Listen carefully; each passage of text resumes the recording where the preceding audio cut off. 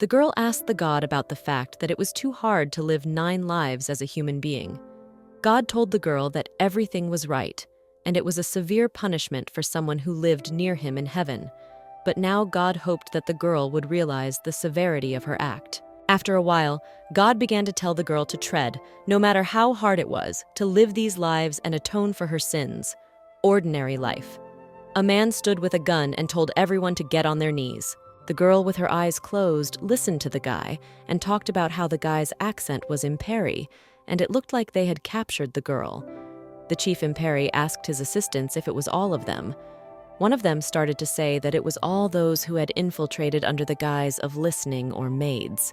There was also one band leader, but as expected, they all got caught like ants in a bottle of sugar. Apparently, these people belonged to various opposition organizations. It could be such as Kuguk Youth Union and Sarin Independence Committee. The girl could not believe that it was the opposition, for she was only here to steal the jewel. The chief imp began to tell people that they had been carefully hiding, but no one would get out of here alive. Suddenly, the girl started shouting to the guy to wait and not to jump to conclusions. The other woman interrupted Valentina and started yelling at them about how horrible they were, and then started asking to be untied since she couldn't die like that. Imperi looked at the woman and told her okay. He realized that the girl must have something to say if she was screaming like that. After a while, the woman's eyes were untied. The woman was yelling, cursing, and telling them not to think they could get away with it with impunity. The chief imp began to approach the woman with a slow step, and after a while, one man was no longer alive as a gunshot rang out. Valentina was shocked. She didn't realize if the woman was dead. The girl could not believe that they were going to shoot everyone. The senior lieutenant began to tell the assistant that if he was shooting, he should warn him in advance, because he was splattered with blood. The boy apologized. After a while, the lieutenant started asking the leader what they would do with the others. The leader started telling the lieutenant not to ask the obvious, and everyone would be killed. After a while, everyone began to talk about what they had realized. The head began to leave, and afterwards he asked the lieutenant about the situation with the nobles. The lieutenant talked about how there were a couple of impertinent ones at the moment. The commander began to ask about the others, and the lieutenant replied that everything had been eliminated. The lieutenant talked about how the anti-imperialists had mercilessly massacred everyone at the soiree, and they had also managed to take pictures. In the near future, these materials will be sent to all newspaper editions and radio companies.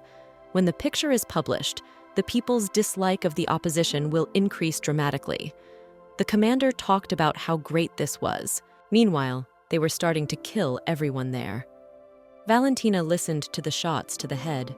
She didn't understand why she, a common thief, had been mistaken for a member of the anti-imperial union. It seemed to Valentina that at the end of the 9th life, the girl would be able to return to the Lord God without regret. But the girl did not understand why things had turned out this way. After a while, the gun pointed at Valentina's head. The girl couldn't believe that this was the end of her last life. 3 months ago, an abandoned house in a slum in Sarin territory. There were some rather poor people sitting in the house talking about food. Some wanted remake marinated in wine. Some wanted something else. One girl was lying down and didn't understand what these childish requests for dishes were. The girl began to talk about how cold, dark beer would go well with pork meat in this weather. One of the girls started asking Kim Pajin if she was tired of beer. The girl started asking the kids how they could know that. After a while, one of the children noticed the girl waking up. The child began to tell the girl Zelda about the guy waking up. The boy suggested that Lupin lie down some more, as he had lost a lot of blood and it was too early for him to get up. Watching this, all the boy didn't understand what was going on. One of the boys started asking Lupin if he could talk, and afterward started telling Zelda that the kid the girl had picked up had come to his senses. The boy was not thrilled with Lupin. He was telling Zelda about how the girl promised to kick him out as soon as he woke up. Zelda started telling the guy about how Lupin was still bleeding and it was snowing outside, so a day would turn into a week, and then months. An old building that was about to fall apart. The boy began to tell Zelda that they didn't have enough to eat themselves, and the girl wanted to keep him. Homeless men who looked to be in their teens. Valentina didn't realize where she and Lupin were, whether her name was hers or not. One of the kids started talking about how they couldn't throw Lupin out, because if they did, he would die of cold or hunger. One of the girls began to say that they did not care, and afterwards asked if they had forgotten their plight. The girl started telling the guy that if he continued like this, the girl would just have to kick both of them out. Zelda started yelling at everyone and telling them to stop making things so complicated. The girl talked about how she would make money and Lupin just needed some food. After a while, Zelda closed the door and left. The boy Tony started shouting to the girl that he was going with her too. Lupin could not understand what was going on at all, and how he found himself here and what had happened at all. Suddenly the guy started yelling at Lupin about why he was slacking off. The guy started talking about how in order to save Lupin's hide, these kids could get into trouble. The guy asked if Lupin would go after them. After a while, Lupin got up and went to look for them. There was snow outside. The boy realized what winter meant. It was as if the girl's 9th life had already begun. Being a faithful servant of the Lord, the girl had committed a great sin, which was under the strictest prohibition. It is a sin not to interfere in people's lives. But Valentina's hand reached out to bless a child on that day of judgment. Obviously, God was not happy about it. And because the mortal child was gifted with love, God told Valentina to feel the weight of the sin she had committed. So God told Valentina to live 9 lives as an ordinary person. When it was time to go back, Valentina would realize how useless her fleeting compassion for them was. Valentina had a short life as a child that ended before it began. Another life ended with being branded a witch and burned at the stake. Over and over again, pain and misfortune struck again and again, as if to show me the cost of her foolish actions. Valentina looked at the people and their behavior. People were screaming that they were scared and needed to call someone. The people asked each other if the curse of Decanira would not happen again. Greed and despair reigned everywhere in the land of men. One man began to say that the war was long over, and if the curse of Decanira returned, the cure would not be given to commoners like them. Valentina asked the Lord God about what he wanted to say, that people are creatures not worthy of salvation. The girl talked about being forced to endure all their hardships, and Valentina's last 9 lives turned out to be a street sweeper with amnesia. Now it was clear what everyone was up to. Valentina stood and thought over the words about being scum until the very end. The girl smiled and told the Lord that she would do as he wished. Valentina was overwhelmed by her previous lives, and in her last life, Valentina will try to live as long as possible. The girl was walking down the street. Her whole body was covered in snow. Valentina asked herself where the children had gone. There was a strong wind outside. It was beginning to get dark. Suddenly, the girl noticed something she was shocked by. Valentina saw naked women and in this cold. All the girls called out for Valentine to come over. Meanwhile, Valentina was thinking that it was not safe here. Suddenly, a girl hitched herself to the guy and started telling Valentine how cute he was. The girl told the guy that he was a beautiful young man with the cutest face. The girl started to ask the guy about what he wanted to relieve the tension. The girl was telling the guy that she would help relieve his tension. Meanwhile, Valentine wasn't very happy about it. Valentina started telling the girl not to do that, and it shouldn't be done. The girl was telling Valentina not to make a big deal out of it. After a while, Valentine ran away and apologized to the girl. The girl did not realize what a fussy person this was. It seemed to her that she touched something soft. Suddenly, Valentine noticed 2 children. Valentina was shocked as to why the children had come to such a place. Suddenly, Valentina opened the door and decided to enter. The girl was immediately met by a young man who began to ask Valentina if it was his first time in their establishment. The man began to ask Valentina if they had any preferences. The girl began to hesitate and tried to say something. The man calmed Valentina and told her not to be shy. The problem was that Valentina was a girl, but no one knew about it or even guessed. The man began to list different girls: blonde, brunette with brown hair or red, slender beauty or passionate woman. The man talked about how they would make all their dreams come true. Valentina looked at the man and saw multicolored petals falling on him, decorating his words. Valentina began to ask about whether or not he was dropping them himself. Valentina started to try to say something, but she couldn't. She was looking at the man who was drowning in petals. After a while, the man started laughing and smiling, and afterwards he asked about Valentina's preference for others. The guy with a smile on his face began to tell Valentina that he had those too.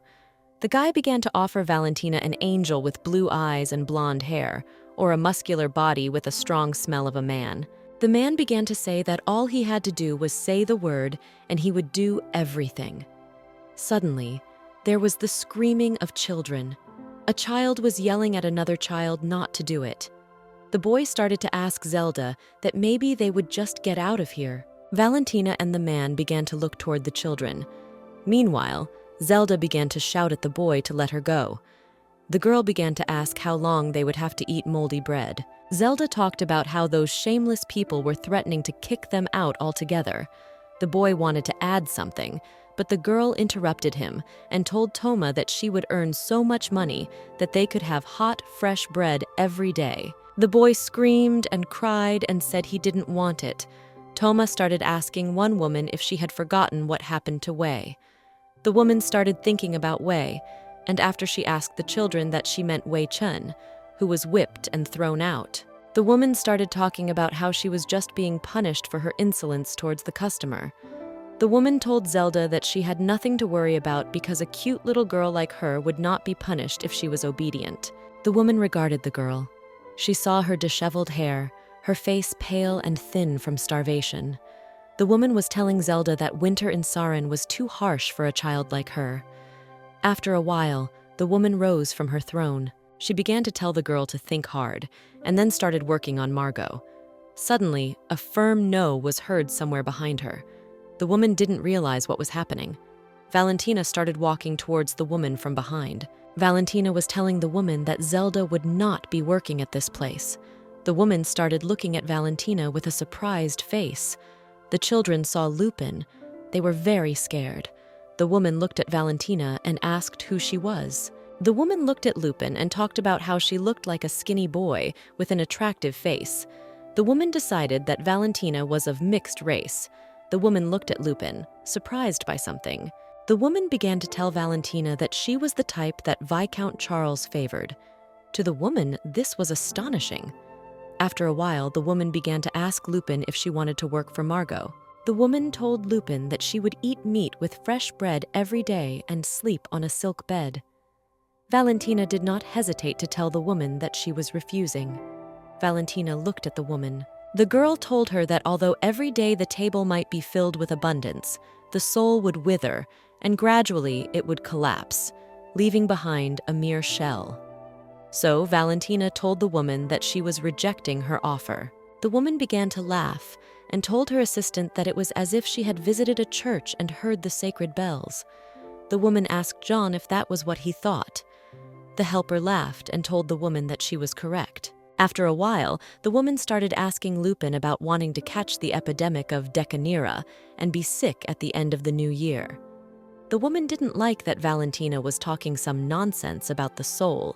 The aunt began to ask the children how they could be so indecisive when offered such a great opportunity. The woman began to ask Lupin if she knew what outcome awaited the street children. The woman shouted that they would not even live through the winter.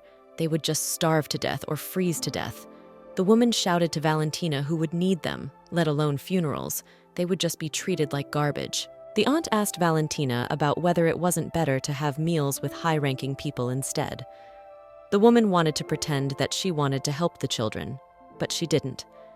Valentina looked at the woman and then thought about something. Lupin talked about how no matter what era, everything is the same. People like the woman always say the same things. The woman talked about how everyone as one seduces clueless children, and then shamelessly, pretending to be powerful and generous like a broken record. Valentina spoke of how no one could blame those who dared to do such things for survival. After a while, Lupin decided to say something else. Valentina told the woman that just to wear expensive dresses and have such a luxurious establishment, the woman was taking advantage of the desperation and hopelessness of the children. Lupin began to ask the woman if she could prove that the precious jewelry was not the blood and tears of the innocent. The woman shouted and told Valentina that it was absurd and that the girl couldn't see how expensive they were. The woman smiled and said that their children were well educated, so there was no way they could get hurt. After a while, the woman asked Jean if that was the case. The assistant also smiled and said that it was. Valentina asked the woman how old the children in the facility were on average. The woman replied that they were all about 16. After a while, Valentina asked the woman what the average life expectancy was. The woman immediately hesitated. She did not know what to say to that. Suddenly, Jean interrupted the woman and began to say that they mostly get venereal diseases before the age of 20, or get killed by rebellious aristocrats. The girl began to look away. She pondered a thought. A little farther away stood a woman who was screaming and asking if he was crazy. Valentina asked Lord God how the world could remain unchanged even after 9 lives. Lupin answered and talked about how, if it's all by his will, then God is really cruel. After a while, Valentina covered the children and told them to go. And also, the girl decided to add and told Madame to be more circumspect when talking to people in the future. Valentina told the woman that he had a problem with his stomach. There was a bad smell coming from his mouth, so it was problematic to have a dialogue. After a while, the children together with Valentinov were already flying into the street. Jean was smiling and telling everyone that luck had turned its back on them and now they could do what they wanted. Suddenly, Zelda sat on the snow and started laughing. A boy started laughing after the girl, and then Valentina picked it up. The young man already knew Zelda's name, and now he wondered what the boy's name was. Toma introduced himself, saying that they were twins abandoned on the street. Valentina was curious how the children knew her name, for she had been told that they had rescued her by picking her up on the road. As it turned out, the young man told it himself before she passed out. The name Lupin was meant for the heroine's 9th life, but she did not understand why she had no memories. The young man began to speculate that the memory was lost due to a blow during the robbery. Toma didn't know what to do next, and then Valentina said that they had to go home. The boy didn't know what they would do to them, but he was sure that heroine would definitely be kicked out. The young boy asked not to worry, because he doubted that they were seriously planning to kick anyone out. The street children asked why Lupin had returned, to which he replied that he would get money and wished to be allowed to stay in the house for a while.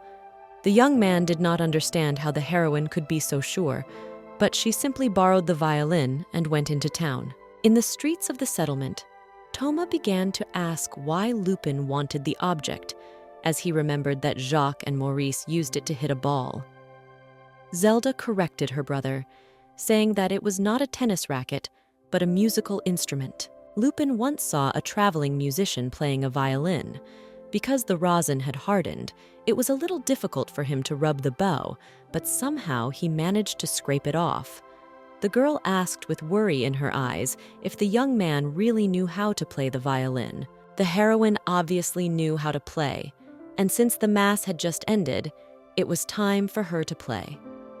In one of Valentina's past lives, she had had the opportunity to learn to play the violin.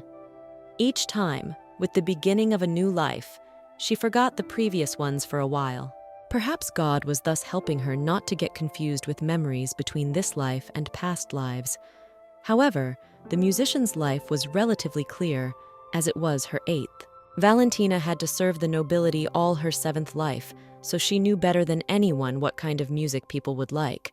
The heroine was a person without memories, who was rejected even in the slums. Anyone in her shoes would have been disappointed by this situation. It was impossible to hurt the young man like that. After all, he had been through some rough lives, though he didn't know if there was any reason to be happy about it. According to Zelda, the heroine was in a country called Saren, led by a duke. Not so long ago, Saren was at war with the Logos Empire and was eventually defeated. According to the residents, this country had now become a desolate land with only orphans and widows living in it. At this moment, all the passers-by were struck by the melodiousness of the music of a simple-looking passerby. Not for the first time, Those who saved Valentina from a life of despair were small and helpless children who had neither money nor a place in society. To repay the goodwill of the children, or because it was the heroine's own wish, she decided to do everything possible to make their lives a little better. The children were surprised at the amount of money they had managed to raise that day, for this time they could even taste white bread. Tama wondered where the young man had learned to play like that, for he didn't even know he had such a talent. Among the change, Zelda saw a bag of gold coins. The girl could not think who could have left them such a treasure. Suddenly, a girl came up to Lupin, who was listening with admiration to the young man's whole performance. She began to say that the heroine was an angel, for she saw wings that spread wide behind the young man's back. That day, they brought a lot of food into the house. The waif was very surprised to see a real pork leg and fresh dark beer. Lupin thought he didn't need to explain to anyone else why they weren't planning to kick him out again. This place was engulfed in fire a few years ago. It was once a hospital, then turned into an orphanage, and now it was a haven for street children living off theft, pickpocketing, and begging. There was no other way for children like these to survive. Lupin entered the twins' room with a knock, where Zelda was just opening her eyes. The girl asked if the young man was really leaving already. The heroine said that a big concert was planned in the near future, and she had to prepare well. Zelda shouted loudly, telling Lupin to come home, making sure to bring a lemon pie with him. At that girl's house from the street performance, the young man decided to bring a piece of pie with him. The girl wondered if the heroine had reached her safely. Thanks to a secret passage the noblewoman had told him about, Lupin had snuck into her estate without anyone really noticing him. This girl, who had fallen in love with the heroine's performance the previous winter, invited her to join their family orchestra. Lady Josephine was the only daughter of the Earl of Grey. Lupin thought that the 15-year-old girl lacked attention because she had lost her mother as a child. The aristocrat was tormented by the imperial language course and other boring things because she wanted so much to leave everything and just run away. It had been a week now, and Josephine didn't know why Lupin had come to her so late this time. The young man assured her that he had to work. She asked him why he couldn't just stay at her estate, because he could have brought his brother and sister with him. It would not have been difficult for Josephine to spare an extra room for heroine. The young man said that he could not afford it, as there might have been some rather strange rumors about a street musician taking a room on the Count's estate. The aristocrat did not understand what was strange about it, because her father had always been very generous to talented artists. Of course, it would not do without the girl's begging, but still it was solvable. It bothered Josephine that Lupin still considered himself an ordinary street musician. She believed that even if Young's job was temporary, he was a member of the Earl Grey's orchestra, which meant that his skills were already recognized, so he shouldn't be embarrassed. Josephine promised to do what she could to support heroine. The aristocrat took a comb and began to comb the young man's hair, noticing that he had very soft hair and beautiful skin, which made him unlike other men. Josephine thought that she would never be able to fall in love with a guy for the rest of her life, because they were always so dirty, smelly, and hairy. However, Lupin was not like the others, for he was fragrant and very handsome. The girl asked for an honest answer as to whether the young man was actually an angel who had come down from heaven. The heroine said that in a way the girl was right that he had come down from heaven, but he was not an angel. Lupin said that he had actually come to Earth to be punished. Josephine was very embarrassed and asked him not to joke like that again. She really saw wings behind the young man's back last winter. The heroine began to justify that the girl must have misunderstood everything. Valentina didn't know what the child had seen then, but it was obvious that it was his mischief. God had always intervened in her human lives in one way or another, but the wings were already a cheap production. Josephine thought for a while and decided to share the secret with Lupin. The girl with all her soul wanted to marry an angel. The heroine was surprised by Josephine's ambition, who thought far beyond her years. All this was becoming very dangerous. If Earl Grey notices that his only daughter feels something for Lupin, there will not even be a wet spot from him. The blue iris, which was a huge blue diamond weighing 200 carats, was on display on television. It had been mined last year in one of the mines of the Saran state, and everyone wondered who would get such a jewel and who would end up owning it. A special participant in the program was a 3 billion rupee blue iris that won the auction, which turned out to be the court jeweler of the Logos Empire. There was talk in the country that this gorgeous diamond would soon be used to create a necklace and presented as a gift. The audience was eager to know who would get the jewel. The host announced that in a few months, they were to see the necklace for themselves at the engagement of Princess Lupinia. All this meant that the diamond was owned by the commander-in-chief, who was also the regent of the Logos Empire. Viewers wondered if one had to become a princess to get a 200-carat diamond from a handsome blonde man. The presenter confirmed people's guesses. They still had nothing left but to hope for a successful rebirth in the next life. Suddenly, Lupin entered the room, and Toma immediately rushed to him, asking him why it had taken him so long to come home. The young man told him that he had been very busy, and then he asked about the boy's well-being. Tom was feeling much better, thanks to the soup his sister had made. The waifs started calling Lupin to look at the blue iris that was on TV, saying that they were planning to steal it soon, and they needed the young man's help. The boy began to remember that there were several secret passages in the Earl Grey mansion. The Imperial Commander-in-Chief was to bring the diamond to the Count's mansion. A worried Lupin did not understand how the waif had managed to find out. Toma zealously began to apologize, as he was very excited that he had accidentally blabbed. It was all too sudden for the heroine.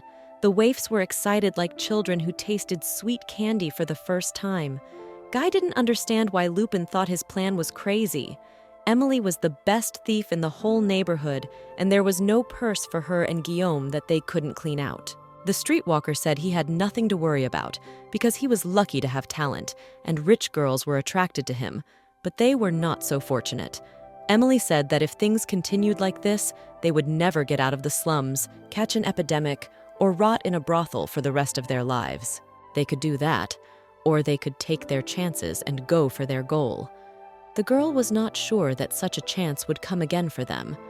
Lupin decided to listen to what Henry had to say to all this. The boy wanted to open a laundromat, just like his parents did when they were alive. Street children were children who had been abandoned or lost their parents in the war, so such orphans would definitely cling to any hope. Things turned out extremely badly for Lupin, for he would not want to get involved in dubious matters. Suddenly, the twins knocked on the young man's room, and Toma began to ask if Lupin was mad at him. The heroine assured that everything was normal, and she was the one who shouldn't have said that rumor, so it was her fault. The young man assured her to the end that it wasn't Thomas's fault, after which he remembered the lemon tart and gave it to the children. Zelda wondered if Josephine was obsessed with Lupin.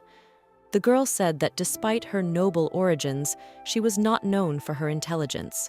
The aristocrat couldn't even tell the difference between a man and a woman. After saying that, Lupin really panicked. Zelda continued to say that she had no right to judge Josephine. After all, they had originally thought that Lupin was a man. The girl asked not to worry, saying she would keep it a secret as payment for the lemon cake. With a sweet smile, Zelda suggested that next time the young man would bring her cake and cream cookies. The heroine finally realized that she had been divorced by the little girl. The heroine pretended to be a man for one simple reason. Her life experience proved that being a guy was much more profitable than being a girl. Valentina's 9th life began immediately after the defeat of the state of Saran. Like the previous ones, the girl's current life was just as beggarly. Seemingly to the point of memory loss, when Zelda and Toma found Valentina, she decided to pretend to be a guy. Josephine glowed with happiness as she showed heroine a ribbon made of the Empire's finest silk, considering her lavender color the most beautiful on this planet. The aristocrat thought that if she tied Lupin's hair with hers, his hair would look great. The girl tied a ribbon that went very well with the color of the heroine's eyes. After that, Josephine persistently asked what the young man was going to do. She had given him the ribbon, so he had to give her something in return. Lupin wasn't sure he had what he could give the aristocrat. The heroine felt like she was in the marketplace, haggling with merchants, offering to play Josephine her favorite tune. The girl said that the young man had something that only he could give her after all. Josephine grabbed Lupin by the shoulders, wanting him to give her his kiss. The heroine realized that all this time it had not been a trade, but harassment. The aristocrat revealed that out of all her friends, she was the only one who had never been kissed. However, that didn't mean that no one liked her, because she just wanted her first kiss to be with someone she liked. The young man wondered if he should just kiss her. Suddenly, the chair Lupin was sitting on began to tip backwards, and they began to fall together. At the last moment, the heroine managed to pick Josephine up and save her from the falling vase of flowers.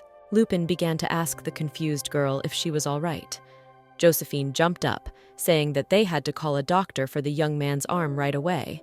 The heroine assured that there was nothing wrong, and his arm was perfectly fine. It wasn't normal for an aristocrat, because these were the hands of a precious musician. Josephine asked why Lupin did this, because now the girl liked him even more. Without showing any sign, heroine was completely shocked by such a statement. The young man got up and went to the window, where he saw Josephine's guest, but he could not see his face. The girl told him that he was the Herent of the Logos Empire, commander-in-chief of the Island Knights, and that he had arrived yesterday and was staying in the main mansion. Lupin asked why such a noble had come to Saran, but the girl herself was not sure what was going on. Some said he was visiting because of the trouble with the rebels on the border. Others said he had come for a precious piece of jewelry for his engagement ceremony to Princess Lupinia. Josephine considered it all gossip, believing that they should not believe all the rumors. The commander-in-chief had no feelings for the princess because it was a marriage of convenience, so he was going left and right, having many mistresses. After such a long time, the heroine learned who the commander-in-chief of the Island Knights of the Logos Empire really was. Lupin told the waifs at home that the imperial commander had arrived at the Earl of Grey's, had taken up residence in the main mansion, and planned to stay in the city for a week. The guy was happy, thinking that if this was the main mansion, it definitely had to be connected to the underground tunnel. With this information, they already had half a success and could soon be rich. The young man asked to be realistic, saying that he was still against the idea. The waif didn't understand why Lupin still resisted so much. After all, they could have gotten a 200-carat diamond. That was all they needed to finally get rid of the beggar's life. The boy was already thinking about where they were going, Iran or maybe the Astrakhan Islands. If their plan worked, they could all live like nobles. Emily imagined there was no winter in the Astrakhan Islands, for she was very tired of the bleak cold of Saran. Henry wanted to go to Qum, for if there was plenty of sunshine, the business of his laundry would go up. Others imagined how they would be able to eat lots of soft bread with a mountain of butter, as well as lots of pig meat. The boy assured Lupin that he wasn't asking him to do the impossible, and all he had to do was find out the location of the commander's room and lead them there through an underground passage to the main body of the mansion. The heroine realized that everything was easy only in words, because she didn't even know where to find the room of the commander-in-chief. Valentina wanted to go to the mansion and look for it herself, but the entrance was probably guarded by imperial soldiers, so she had to use a secret passage. It was hard to avoid people's gazes during rehearsals, so they had to come up with a plan to sneak away. Suddenly, a nearby violinist revealed that Josephine had been waiting for Lupin for quite some time. The young man approached the girl, asking what was wrong, since he could stop by after rehearsal. The aristocrat was embarrassed, grabbed Lupin by the arm, and dragged him somewhere. Already outside, the young man asked again why Josephine had brought him there. The girl threw herself at the heroine, saying that they were obliged to spend the night in the place, in her room. Lupin's eyes showed great confusion as Josephine told him that Lady Lawrence had gone to her son's house and that her father was on a hunting trip with the commander-in-chief and would be back in a few days. The girl heartily asked the young man not to go anywhere tonight. Josephine promised that no one would stop them in this house tonight. The heroine realized that if the commander-in-chief left, the mansion was completely rid of the imperial guards. At night, Valentina could not sleep a wink. The girl began to remember Josephine's dangerous words, but in fact she was just fiddling with heroine's hair. The young man thought the girl was nice, wished her pleasant dreams, and went to the underground passage. Secret passages and exit routes used in the past were woven like a spider's web in the basement of the Earl Grey's mansion, recently rebuilt on the site of a centuries-old castle. Miss Josephine had given Lupin the key to the secret passage and insisted that he come to her that way to avoid unwanted rumors. The heroine got herself into this trouble by telling her secret to the twins. In any case, Valentina's task for today was very simple. She had to check the underground path from the main mansion to the annex, then find the commander-in-chief's quarters and see if there was a safe there. The waifs had told Valentina that she would only need to scout the situation, and they would do the rest. There were many guards at the door of one of the rooms, and it was obvious that there was something inside. The heroine had heard that the Count had a grudge against the Logos Empire. She wondered what kind of relationship they had with the Imperial Commander-in-Chief. Most likely, the Count couldn't refuse the Imperial Guard's request because he was an aristocrat of a defeated country. During the time of reasoning, the heroine was able to quietly sneak into the room and open the window. There were surprisingly few servants in this mansion, so Valentina thought the place didn't even smell of hospitality. But now she had to worry about her position. Across the eaves of the manor, the girl moved toward the window of the next room. Valentina was just now thinking that racing up and down the walls in the rain was not what she wanted to do in this life. Her weakness for children might have driven her to her grave one day after all. The heroine climbed into the commander-in-chief's room through the window and began to search it completely. There was a safe on the bedside table, which the girl was just about to try to open, but then she heard the voice of the commander-in-chief complaining about the bad weather ruining his hunt. In a panic, Valentina lurked behind the curtains, not understanding why the Imperials had returned. The assistant commander had said that Earl Grey had not been the source of the gossip they'd been talking about recently. It was the work of a red-headed reporter from Hot Trek. There was a time when he used to write really exciting articles for the media, but now it was said that his publications now consisted of unsubstantiated gossip, and it seems that things were starting to get complicated because he was ignoring the issue. The commander-in-chief began to change his wet clothes, hearing that the same talk about Princess Lupia's severe illness and the princess's questionable private life were false. They were no longer just yellow press articles, for they had started a rumor that the princess was not real. The aide suspected that the red-headed reporter had some kind of source. While the reporter was being followed by a faction of Imperials, they had also placed a listening device at the Hot Trek publishing house. The man promised to inform the commander as soon as they discovered anything. The commander-in-chief agreed, but asked him not to push the reporter too hard, as he might still be useful one day. Suddenly, a girl came into their room, saying that she wished to apologize to them for the disrupted hunt on behalf of Earl Grey. The aide immediately thought of the beautiful girl with silver hair and purple eyes, thinking that the Count had really taken care of her. The man asked to put down all foreplay and let her in. Sitting behind the curtain, the heroine was shocked at the turn of events in which another woman appeared. The aide decided to bow out, wishing in his heart that the commander-in-chief would let his instincts kick in and enjoy the moment. The man lit a match to light all the candles. At this point, the woman began to pull her dress down from her right shoulder. The heroine covered her eyes and her ears with her hands, not wanting to watch something like this. Valentina realized that Miss Josephine was right, and in fact, the commander was a scoundrel who cheated on his fiancée with other women. The man said it was up to the girl to take off her clothes or not. He approached her, gave her a plaid, telling her to leave his room unnoticed at sunrise, and afterwards to tell the Count that he accepted his apology sincerely. The girl had to do this if she did not want to disappear without a trace. All night, Valentina tried not to sleep. Then she learned a little about the commander-in-chief, that firstly, he likes the scent of lilacs and Earl Grey tea, and secondly, he has a terrible sleep schedule because he did not close his eyes all night long. Third, either the man had potency issues or he had a man he cared about so much that he didn't care about anyone else. At the next morning's party, Lupin could barely stay on his feet. One of the fiddlers decided to ask what was wrong. The young man said it was the first time he had ever played at such an important reception, so he was very nervous. The man thought there was cause for concern, for he himself was terrified that the manor was to be a gathering of nobles from all corners of Saran. He had heard that even the commander-in-chief of the Logos Empire wanted to attend the reception.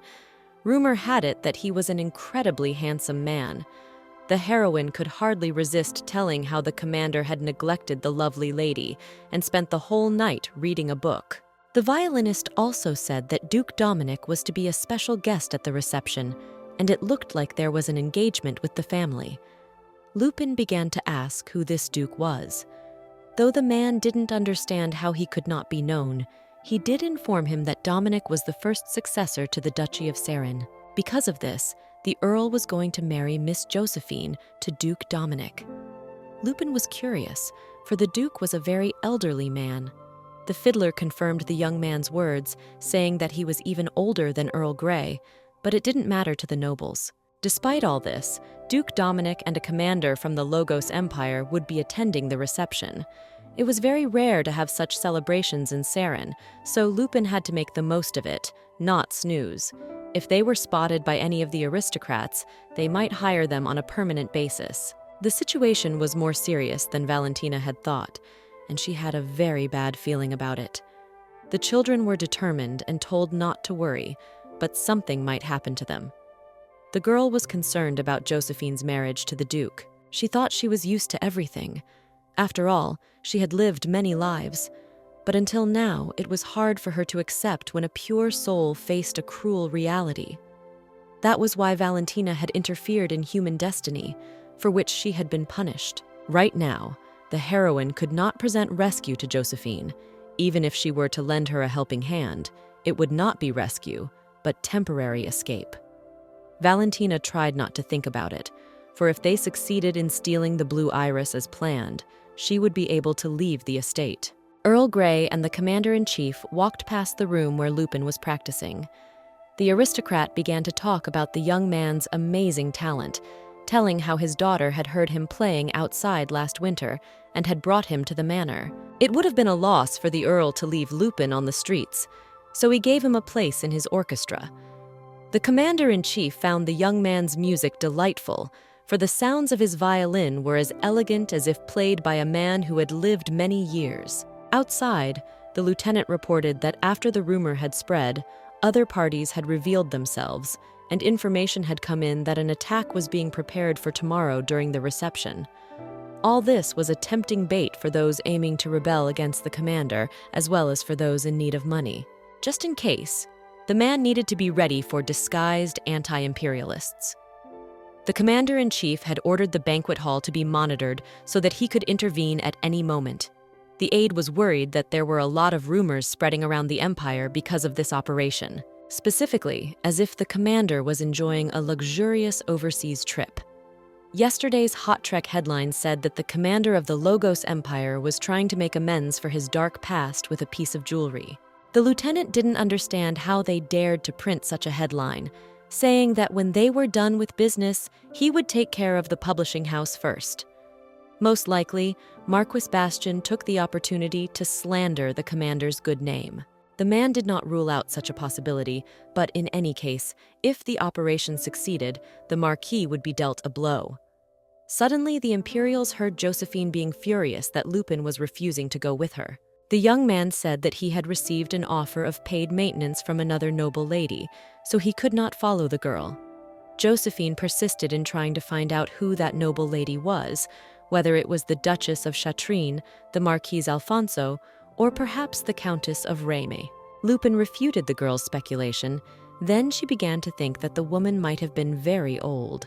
She had seen a woman at a recent tea party who couldn't even smile because her face was covered in wrinkles. It was said that the Marquise ate nothing, trying to lose weight in the waist, so she had terrible breath. In addition, it was rumored that the Countess had so many lovers that they could not be counted on her fingers. Last time, one of her lovers broke under her weight, so she had to carry him out in her arms. Lupin asked the girl to stop, not realizing where she had heard this silly gossip. Josephine said that if a young man needed content, she would provide whatever he wanted: money, position, and even love. The aristocrat put Heroine's hand to her breast, saying that she was no longer a child. Lupin pulled his hand away, believing that Josephine was definitely a child, and a small one at that. In an attempt to get out of it, Valentina began to show him what size breasts she liked. The girl could not stand it and slapped the young man, calling him a fool. Josephine ran away, whereupon the lieutenant remarked in a way that was startling. Judging by the ribbon on his hair, the man determined that Lupin was the same fiddler who used to be a street musician. The aide realized that rumors of marriage had reached the count's daughter, and she was now begging her lover to elope with her at night. The commander-in-chief thought it all a futile effort, for they could never marry anyway. In the evening, the twins came into the kitchen, and Zelda told Lupin that everyone had gathered long ago. The young man saw the girl's worried face and asked if there was anything she wanted to tell him. Thomas wondered if Lupin was going to leave them if the plan succeeded. The boy began to remember that their mother had said she would pick them up when she had money, but she never came. Zelda promised that even if Lupin did ask for them, she still wouldn't hate him, but he had to say goodbye before he left. The girl hated waiting for those who were not going to return. Even if the young man did leave them, they could go to Madame Butterfly's. Lupin didn't understand what the twins were talking about. After all, they had saved his life, so there was no way they were going to Madame Margot's salon. The heroine promised that she would pick up the children in the morning, but while they waited, they could enjoy the sweets she had brought. Lupin suggested that they all go to a warm country together. He was going to be done with everything and back home by morning. The homeless people poured beer and drank to a 200-carat diamond, to freedom from the slums, and to all wishes. The heroine hoped that these humble childhood dreams could come true. It was time for the reception, at which Lupin played in the orchestra. In the middle of the dance, His Grace Dominic arrived with the girl. Everyone was puzzled by this, for the girl was the Duke's mistress, so it was unclear why he had brought her to this place. The Count did not oppose this behavior, as his daughter could become a duchess. Then, the commander-in-chief from the Logos Empire arrived. In a world spread out under the light of the chandelier, the orchestra was ready for the celebration, and the hall with people in luxurious clothes was soaked with the aroma of sweet wine. A space full of their stories that no one even knew about. The sight before Heroine's eyes was truly blinding her. Until this morning, she had been living with her children in an abandoned house, so what was happening at the reception seemed unreal. Suddenly, the lieutenant noticed Lupin among the crowd of musicians. The violinist began to ask Lupin why Miss Josephine was keeping her eyes on the young man and what had happened between them. The heroine revealed that she had said goodbye to her. The man did not understand why Lupin was so unbowed and not even willing to take the opportunity before the aristocrat's wedding. Valentina thought the time had come, so she had to slip away unnoticed. Suddenly, a maid came up to Josephine and said something, and then she quickly went somewhere else, right in the middle of the celebration. Looking around the hall, Heroine did not notice the Count and all the military of the Empire. All of this was strange, as Duke Dominic was a special guest. The violinist worriedly began to ask why Lupin had stopped playing. Suddenly, loud noises came from the side of the annex. The Duke immediately wanted to evacuate, but the door to the outside was locked. At that moment, a lot of tear gas was thrown into the banquet hall, causing most of the aristocrats to fall to the floor. The heroine didn't understand where the tear gas was coming from at the dinner party, or what was even going on. Valentina began to tell everyone to run through the emergency exit, but everyone had long since passed out. Suddenly, Imperial military in gas masks came in. Luckily, the girl managed to hide behind the stairs.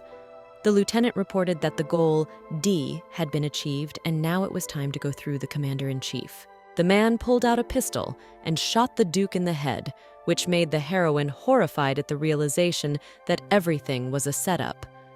The dinner party turned out to be a trap for the Empire. the Imperials decided not to linger and go as far away as possible. Valentina did not fully understand what had just happened, and why the military had even killed Duke Dominique.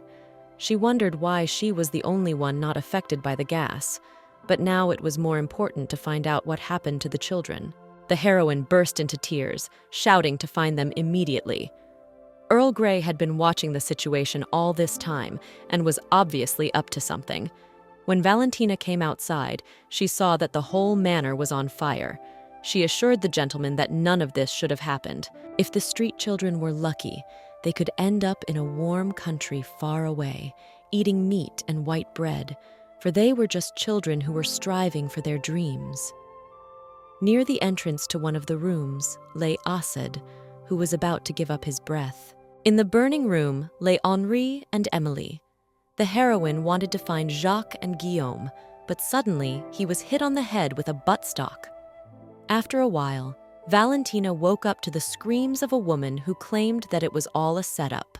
According to her, the Imperials had set the whole thing up to catch them. They should have known better, since they'd left the diamond almost unguarded.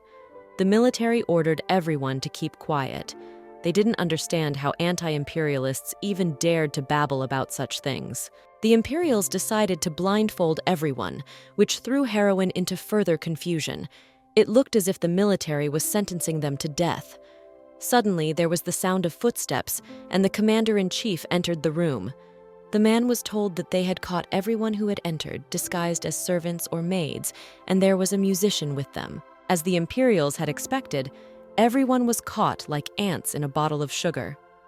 Valentina immediately noticed the familiar voice of the commander-in-chief of the island soldiers of the Logos Empire. Suddenly, a gunshot rang out, and the woman fell to the floor, gasping for breath. The lieutenant asked the fighter to warn him in advance if he was going to shoot, because he was splattered with blood. The heroine was horrified to realize that they were indeed about to be killed. The counselor began to ask what to do with the others, but the commander asked not to ask stupid questions and just kill them all. As he left the barn, the lieutenant remembered the musician, the fellow who had been slapped on the cheek by the count's daughter. According to the report, he had been captured near the vault where the bombs were kept. All the people found in the room were children, and it was hard to call them anti-imperialists. Consequently, the commander-in-chief wondered what Lieutenant Schultz was trying to say. The man said he didn't mean anything by it. He was just curious as to whether the children might be thieves who had gone into this because of bad luck in life. The lieutenant assured her that he had no wish to offend the commander-in-chief.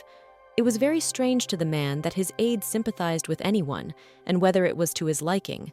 The commander said that the musician had seen him kill Duke Dominic, and that was reason enough to get rid of him. After the commander had killed the Duke and had already started to wipe his gun, he saw heroine, but decided to put it off for later. The lieutenant was very surprised that the musician was not affected by the tear gas. The man began to ask why the commander-in-chief had not dealt with Valentina immediately.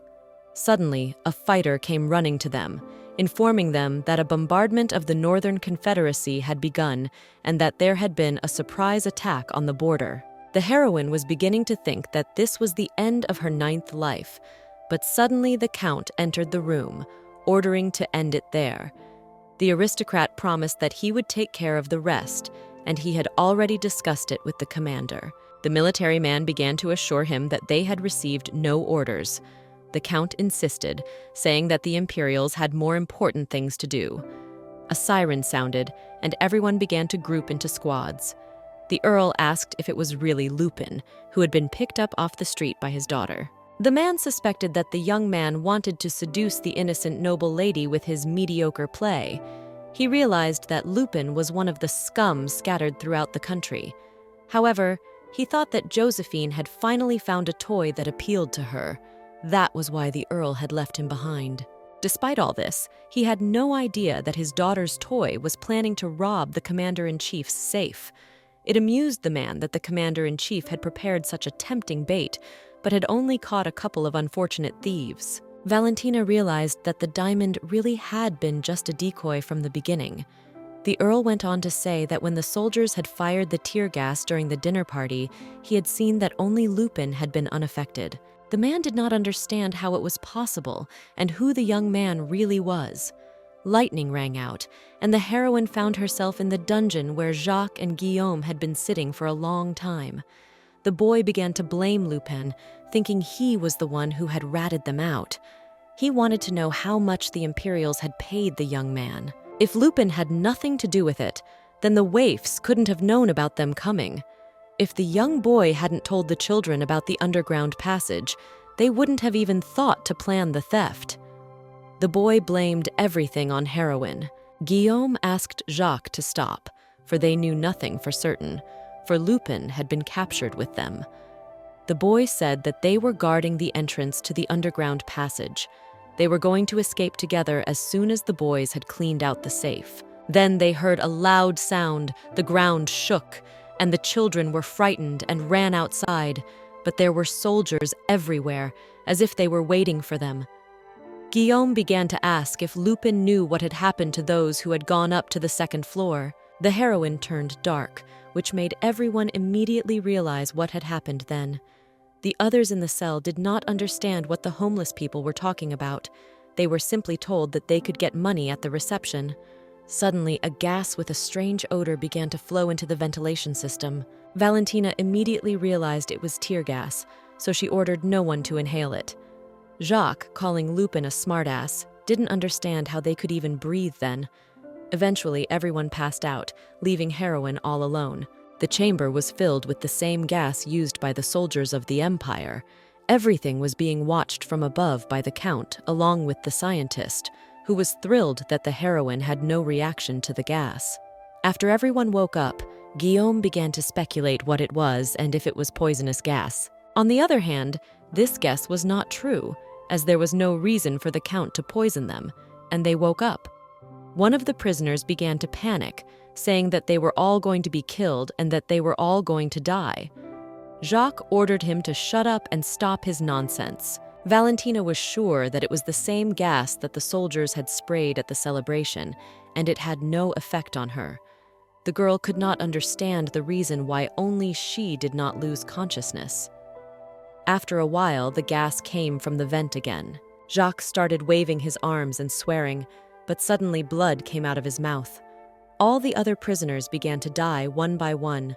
The heroine realized that this gas was different from before. Valentina bled and began to ask loudly why such things were being done to them. At this time, at the Logos Empire Palace, the commander-in-chief was questioning the current situation. The lieutenant reported that the coal mine area northeast of North City had been bombed, but luckily it was midnight and there were no casualties. The commander-in-chief ordered an immediate strategic meeting, gathering all the employees in the control center. The man decided to see if there was any news from the temple. The aide reported that there was nothing new so far. The attack happened suddenly in the middle of the night, so there were communication problems in the North City area. The lieutenant asked if the commander thought they had figured out their plan. The man thought it was too early to tell, and they needed to establish communications with North City first to get accurate reports on the current situation. The commander-in-chief was going to go to North City at the end of the strategy meeting, for he would have to see all the repercussions personally. The lieutenant asked what to do with the princess, since they should have at least reported the situation to her. In the evening, a girl in a red cloak came into the tavern to buy a love potion from the bartender. The man didn't understand why a girl like her would need something like that, for anyone would have to fall before such a beauty without any potion. The blonde asked to stop talking about nonsense and give her the potion as soon as possible. The girl got what she wanted and headed for the exit while one of the men wondered about her. The man headed after her, calling the blonde girl Tina. The girl said Hans was mistaken, but he didn't believe her and pulled off her cape. The man made sure he couldn't help but recognize the beautiful girl with blonde hair, who looked exactly like her mother. He couldn't stop saying that he had even married her mother. The man asked how the girl's mother was feeling, because judging by her beautiful appearance, she had a decent life, but the man was not doing so well. They had not seen each other for so long, so the man wanted to get some money from her. The girl started beating on him, telling him to let her go. Hans was furious that the girl had ignored his words, for he had raised her from an early age and now he wanted her gratitude. A red-haired girl walked past them and asked if the blonde was all right. The man ordered to mind his own business and go where he was going, for the girl was his runaway daughter. The passerby called the uncle strange, for if the girl was his daughter, he would not meddle with her in such a way. The girl offered to walk the blonde to the police station, but she pulled up her hood and ran off into an alley. The man grumbled, for he had just missed his ticket to the good life. Suddenly, a young man ran up to the passerby and told her that she had seen a girl who looked exactly like Princess Lupinia. The blonde's eyes were very similar, but it was unclear why the princess would be wandering around in a city like this. The young man asked how much the aristocrat had drunk today, saying that on that note they would end today's drinking. The girl assured him that everything was fine and the young man should not do that to her. A passerby's assistant told her that there had been an attack by the Northern Alliance, after which the girl became very worried. At night, the princess returned to the palace, where Commander-in-Chief Naiz was already waiting for her. The princess began to ask when the man had returned, for she had heard that he was to spend some time in Saran. Nisei said that the Northern Alliance had invaded the border, so he had hurried back. The maid was at a loss when the man came to check on the girl. The blonde wondered what had happened. Nisei told her that the princess had been taking a leisurely stroll in the middle of the night when the war started. The man asked where it was that Tina was secretly walking alone, and whether she realized how serious the consequences of her actions could be. Nisei questioned if the girl thought what would happen if it was revealed that she was just a double of the princess. Even though Tina came from the slums and had nothing to lose, her life was too valuable, so from now on she was forbidden to leave the palace without a man's permission. As soon as the real princess showed up, Tina would be given a not modest reward, so she should not forget about the deal and be as careful as possible. The girl understood Nisa's concern. It was just that she hadn't seen her for a very long time, and she was very lonely at heart. The commander-in-chief promised to talk about it after his visit to the northern region. They had to keep an eye on the situation, but still, the possibility of a large-scale war was not high. After all, the enemy was also assessing their capabilities, so they could exhale for now. The man suggested that if Tina couldn't stand being alone, he could send someone to her who could chat with her quite a bit. If the princess needed anything, she should let Naze know and never go out without his permission. The commander-in-chief left, and the girl started hitting the dishes, saying that she didn't need unknown listeners. She thought that no one would be satisfied with being the princess's replacement. Tina promised herself that there was no way she would lose to a princess who hadn't even shown up in years. The girl decided to forget the sadness and achieve everything, both Commander-in-Chief Nisa and this empire. In the Northern Empire, there was a meeting of the military at the Temple of Merrimont, where it was reported that fortunately, they had no injuries. The lieutenant was worried that word had gotten out about this local temple. The word was that the attack had come from an abandoned mine not far from them. Nisei had said they should have sent an ambassador if they had a grievance against the empire, and invading the border was a serious step. However, since they had decided to provoke, the empire needed to show the difference in strength, and after that, they needed to negotiate diplomatically. After his speech, the man decided to look around and ordered no one to follow him. No matter what Nisei did, he still couldn't deal with the sadness that tormented him. He believed it wasn't his fault, but he still could never get over it. Looking at the lake, the man thought about it and saw a girl talking about the secret of the empire. The commander-in-chief was shocked by the hallucination in which he had often seen Lupinia. Suddenly, the heroine woke up and saw the count beside her. The man reported that she still managed to survive. O to the last was sure that the girl would also die from an overdose. Valentina jumped up from the bed, asking Gray why on earth he was using them as lab rats. The man forcibly placed heroine on the bed, questioning her if Gray was surprised that she had betrayed him. Even if she enjoyed deceiving the count, she was still just a street girl. The heroine realized that she had been exposed. Her hair and eye color were not the same as pure-blooded Sarans, so she must have mixed blood with someone from the lower levels of the empire. The Count was already very fed up with the likes of Valentina, orphans of the past war who littered the streets of the country indiscriminately. The man believed that the heroine's existence was an embarrassment to Sarin, just a living reminder of their defeat.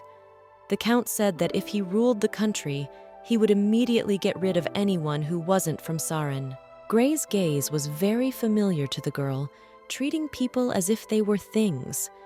The man was more like a selfish god, recognizing only what he himself considered right. The heroine wondered if that was the reason why the man had put a lot of innocent people to death. The Count was a little surprised, for to him these were not people, but merely rats eating their country. The same was true of the girl. Since Valentina had decided to make a happy living by stealing from his family, dared to disgrace them by trading them for jewelry, she deserved to be punished. The man believed that the heroine had dazzled them with her sincere violin playing, fair skin, and mysterious violet eyes. Bursting out, Valentina did not understand why then the Count had kept her alive. The fact was that Gray had not yet decided whether he should get rid of the girl. The heroine thought the man was crazy. Throughout her life, she was afraid that someone like him would kill her. The Count said that the girl had a lot ahead of her, and since that was the case, she would have something to do from now on. The man said that scum like the girl didn't even know about the Dejanira's curse, which spread across the continent every decade as the worst epidemic, and some also called it the curse of the gods. Once infected with this disease, the outcome was the same for everyone, regardless of age or gender: death after excruciating pain. So in the Empire, this disease was called God's Wrath. The vaccine for Deuteranira was secretly produced only in the Logos Empire. Because of this, other countries had no choice but to become dependent on the Empire. It would not be an exaggeration to say that the current empire only existed because of this cursed vaccine. Valentina's role was to figure out how to make this vaccine. The girl didn't understand why her, but the man explained that her petite build seemed very appropriate for espionage. Gray threw an envelope on the bed that contained recent photos of Zelda, proving that she was alive. The Count said that while Valentina was lying on her bed, the boys were starving, waiting for her in their shelter. The boy decided that the people the man had sent were the Imperial Army. He rushed to escape and died in an accident. The girl, on the other hand, was in the care of the Count's country house. The man said that if the heroine performed this task well, he would provide her with a rich life in a beautiful house, and if she refused, Zelda would be thrown out into the street and eventually die a horrible death. The Count asked Valentina to think carefully before giving an answer, because the poor child's fate depended on her. Now she had to go to the Empire and get information about the vaccine. The girl realized that she really had no choice. In the end, the heroine accepted the Count's offer, though she didn't know if it could be called an offer. Valentina couldn't save Tom and the other children, but there was no way she could lose Zelda. She promised to return to the children, but she couldn't. The situation had become so messy that Valentina was unable to save the children she was supposed to protect in the first place. Even in her 9th life, she remained completely powerless, so she hated herself. Suddenly, a man approached her, saying that he too hated being locked up in a place like this and doing spy training. Today's training was going to be tough because it started with a 20-kilometer run. The heroine didn't say anything, so the man thought he had fallen into a stupor from his beauty. The man introduced himself as Felix, telling Lupin to take care of him, for they were partners in the cause of the Empire from now on. At the training session, they jogged and then went to practice shooting. Lupin's skills had the young man in complete awe, wondering if he was serious about being partnered with him. The heroine said if Felix kept sticking to her, he would be the next target. In the fight training, Stefan won with ease and then wished the young man good luck. He thought that Lupin could not cope because of the different weight category, but he easily put him down from the first reception. The opponent did not want to give up and already wanted to stab heroine in the back. But suddenly, Felix knocked over a chair on him. The fight started and the young man's eyes lit up, while Valentina just stood there silently. Already in the room, when Lupin was treating his comrade's wounds, He questioned why he was fighting so much and meddling in the affairs of strangers. The words hurt Felix, for he had stood up for his partner. Lupin asked not to do that again, because he could deal with everything himself. The heroine advised the young man to rest, and herself went into the shower. The scout realized that Lupin does not make friends so easily. In a way, it became a real challenge for him. The young man had the best plan for what would start a strong friendship. He decided that a frank, naked conversation was the best thing he could do, whereupon Felix stripped off his clothes and walked over to Lupin's house. There were a lot of free showers in the room, so the young man didn't understand why Lupin was huddled in the corner quietly washing himself. When he saw Valentina naked, the young man started yelling that she was a pervert. He began to say that she should have said she was a girl right away. The heroine thought that the young man already knew it, but he could not think about it. Felix fell into a stupor, remembering what weights Valentina lifted. The girl said that there was no such prohibition in the rules, and then went into the room. Felix was shocked, because until now he did not know this and slept with the heroine in the same room. After a while, the Count entered the room, asking if the girl was ready to go to the Empire. She would have to infiltrate the imperial palace and pretend to be a servant. It was where all the power of the Empire was centered. Ael Nice, the Empire's commander-in-chief, was in control now, so Valentina needed to get close to him. The closer she got to him, the easier it would be for her to get information about the vaccine. The heroine thought that the Count wished her to seduce him, but in that case it was better to send not her, but a pretty girl. Gray had tried a similar method before, and if his attempts had been successful, he would not have used the present plan. Nice might have had the same taste as Josephine. The man noticed that Valentina had befriended Felix, so he advised her not to trust him too much, for the boy had more than a few skeletons in his closet. The girl had to give information to the Duke personally, not through Felix. At all costs, Valentina had to get the information about the vaccine. The Count had said that if the girl wished Zelda to be safe, she would do exactly as he said. Once again, there was a look of utter contempt, as if they were not people, but mere things in Gray's hands. Valentina realized that the fact that she was now following the Count's orders did not mean that she belonged to him. The man did not understand why she resisted, for whatever her will was, she was still under his control. Gray asked the girl not to be so reckless, as she should be well aware of the cost of her defiance. Felix stepped out of the shower, asking if he had interrupted their conversation. After a while, the man left, and the would-be scouts went to bed. Felix began to ask what kind of relationship Lupin had with Earl Grey. He would have liked to torture her with such questions, but he did not know if it would be right to do so.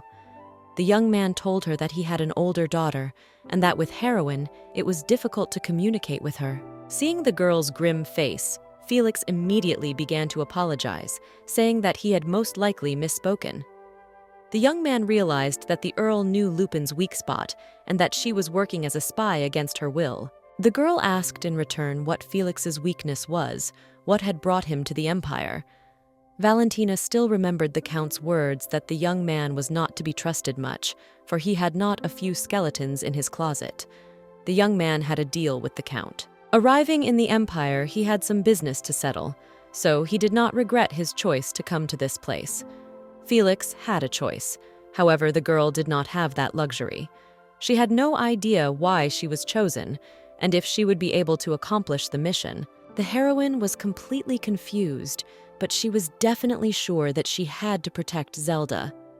The girl decided that for the time being, she would only think about it, which means she would go to the Empire, find out everything about the vaccine and report to the Count.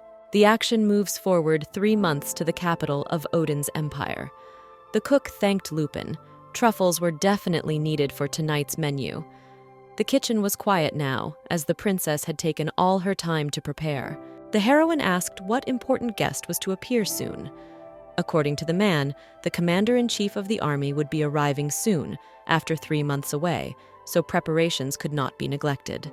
No matter how busy he was, anyone would have found time to visit his bride for 3 months, and besides, She wasn't some local girl after all, but a princess of this country. On the way, the head servant met Lupin, very excited to call him along. On this day, the man in charge of the waiter position ate something that gave him a stomach ache. There were no free people available, so they were forced to go in pairs. All that was required of them was to seat everyone in their seats. The head servant asked Lupin not to shake hands with the dignitaries and to behave calmly. In the study, the man shouted that the situation couldn't be called calm, for they thought they were smarter since they were looking down on them. The speaker suggested that this time they should cross the mountain range and get rid of the pesky barbarians. The other noblemen did not support this idea, because then a total war could start, and it would be a heavy blow to them. The heroine brought the food over, not stopping to look at Nice's calm face. It had been 3 months since Valentina had infiltrated the imperial palace without achieving any results, and now she faced the commander-in-chief so unexpectedly. The girl began to think about what she would do if Nice recognized her. The heroine assured that everything would be fine, because then her eyes were closed, and the man did not even pay attention to her. The girl started to pour coffee for the commander-in-chief, but he stopped her with his hand. Nice said he wanted tea, not coffee. Valentina agreed with him, thinking her heart was about to jump out. The room said that this was the second war in 4 years, so people were very anxious. It all started because of the anger of the imperial family and unfulfilled obligations. The Dejanira curse was predicted to come sooner than they expected. One of the aristocrats didn't understand why everyone was overreacting, since the empire had plenty of vaccines, and it was only a problem for other countries. Marquis Bastian asked everyone to calm down, for they had to take care of the common people now anyway. Nacy asked if the Marquis really wanted peace. The man confirmed his words, saying that there was nothing good in bloodshed. However, it seemed that simply wishing for peace was not enough to appease the public. What was needed now was some kind of event to distract the residents, such as the wedding of members of the imperial family. The aristocrats were concerned since the crown princess was still too young. Another assured that she was old enough, so they needed to get the princess married before the end of this year. The main topic of negotiation shifted from the war to the princess's wedding. There was still the question of whether these people knew that the commander-in-chief was in big trouble. Nice kept looking at heroine, which made her uncomfortable. The aristocracy seemed to be in a hurry to give the commander-in-chief the regency. If a formal marriage was going to be an issue, they needed to respect Her Highness's will. The man didn't realize this, accusing the other of simply wanting to shove his son through. He assured that he was up to nothing, but was merely being courteous to the princess. The press said that the commander-in-chief had a mistress. So far, there was no scandal, even though he had brought her. Everyone did not understand how the princess did not turn out to be a burden to Nice. Seeing that a fuss was being made, the Marquis asked everyone to calm down and listen to him. A man decided to introduce to the aristocracy his son, who had returned after studying abroad, who turned out to be Felix Bastian. In the evening, the heroine came to his house as the young man was reading an amusing weekly magazine. Felix thought the girl was busy getting used to the place while the interview was going on. Valentina asked how the young man had heard of the place. The waiter told him that Lupin had gone to get truffles. These mushrooms were hard to find, so the young man thought she had received a blessing from God. The girl said that if Felix continued to talk such nonsense, she would kick him out of the door. The young man assured her that he did not know where Lupin worked. She was going to tell her about it, but still could not warn her beforehand. Valentina said that Felix shouldn't apologize, since he was only pretending to be her partner to get closer. She knew he was obviously hiding something, but she hadn't expected his secret to be so surprising, for he was really the son of the Marquis of Bastian. As a result, it appeared that the Marquis Bastian and the Earl of Grey had decided to act together, and the young man was helping them to do so. Felix agreed with the heroine, for they seemed to desire the same thing, a vaccine recipe. They were both trying to get the throne of the Empire and the Kingdom of Sarin. To do this, they needed to get a vaccine, which is monopolized by the Empire. The girl assumed that the Marquis was going to prevent the marriage of the princess and the commander-in-chief and put Felix in his place. The young man confirmed the speculation, saying that when he married the princess, he would immediately put heroin in a good position. As Felix drank the tea, he began to spit it out, as it had a terrible taste. The young man said that no matter how angry Lupin was at him, poisoning him was too much. Suddenly, a girl came into the room, saying that she had come up with a new painting concept. The past theme wasn't good, so she needed a change of style. The heroine told Mrs. Kiki that she wasn't interested in it anymore, because last time she was just asked to do it. The girl asked not to say that because the idea might promote Valentina. Kiki wanted to write about a young man working at the Imperial Palace. Felix spoke to the reporter who wrote the article about his Lupin, but the girl did not recognize him. She thought that the heroine had signed a contract with another manager, and she had just been tricked. The reporter asked Lupin to go somewhere quiet and talk it over. Felix said that the girl must have misunderstood everything, and he wasn't really a suspicious type, but the Marquise's son. The reporter was shocked to meet the hidden son of Marquis Bastian, who appeared during the commotion at the Senate of Elders. The discovery of truffles in the imperial forest was a true accident. Arriving at the palace, heroine immediately began to explore the area. In the forest, the girl just felt where these mushrooms grew, and at first everything was fine, because it helped her a lot in her work, because under the pretext of searching for mushrooms, you could explore the territory as much as you wanted. The girl felt that she still shouldn't have given Kiki an interview, after which quite embarrassing articles appeared in Hot Trek. This magazine specialized in scandals of the ruling family and nobility, and they wrote provocative articles only for personal gain. The Palace of Lohos, which was once the only shrine in the imperial palace. Later, when the empress was imprisoned, a new shrine was built, and this one lost its former glory. People were no longer allowed to go there, so now the place was abandoned. Only bushes and thorns remained in Locos's palace, but people secretly kept coming there at midnight, and they were soldiers. The girl thought that there might have been something hidden here. The vaccines were under the direct control of the commander-in-chief. Suddenly, due to the strong wind, a tree branch scratched Valentina's face. It began to rain, and the girl decided to turn a random corner, where there was a gazebo in which you could take shelter from the rain. It was the heroine's first time in this place. Because of the rain, she couldn't immediately see the person who was in the gazebo, but after a while she realized that Aelnice was standing in front of her. The girl fell into a daze, not knowing what to do. The man began to say that the girl had kept her promise after all and had returned to him. The commander-in-chief approached the heroine and began to wipe the blood from the cut on her cheek, saying that he wanted to protect her by calling her a princess.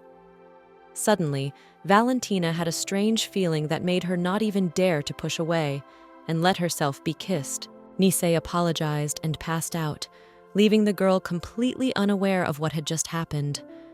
After a while, the heroine brought the commander-in-chief to her, remembering how much the strength training had actually helped her. Valentina wanted to call someone. After all, she didn't want to leave her man out in the rain.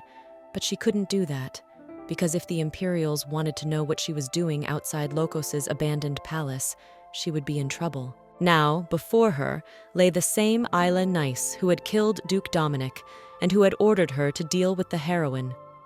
Valentina had never seen Nice since her arrival at the palace, but today she had managed to cross paths with him twice. In the dream, the man asked the princess to give him her hand.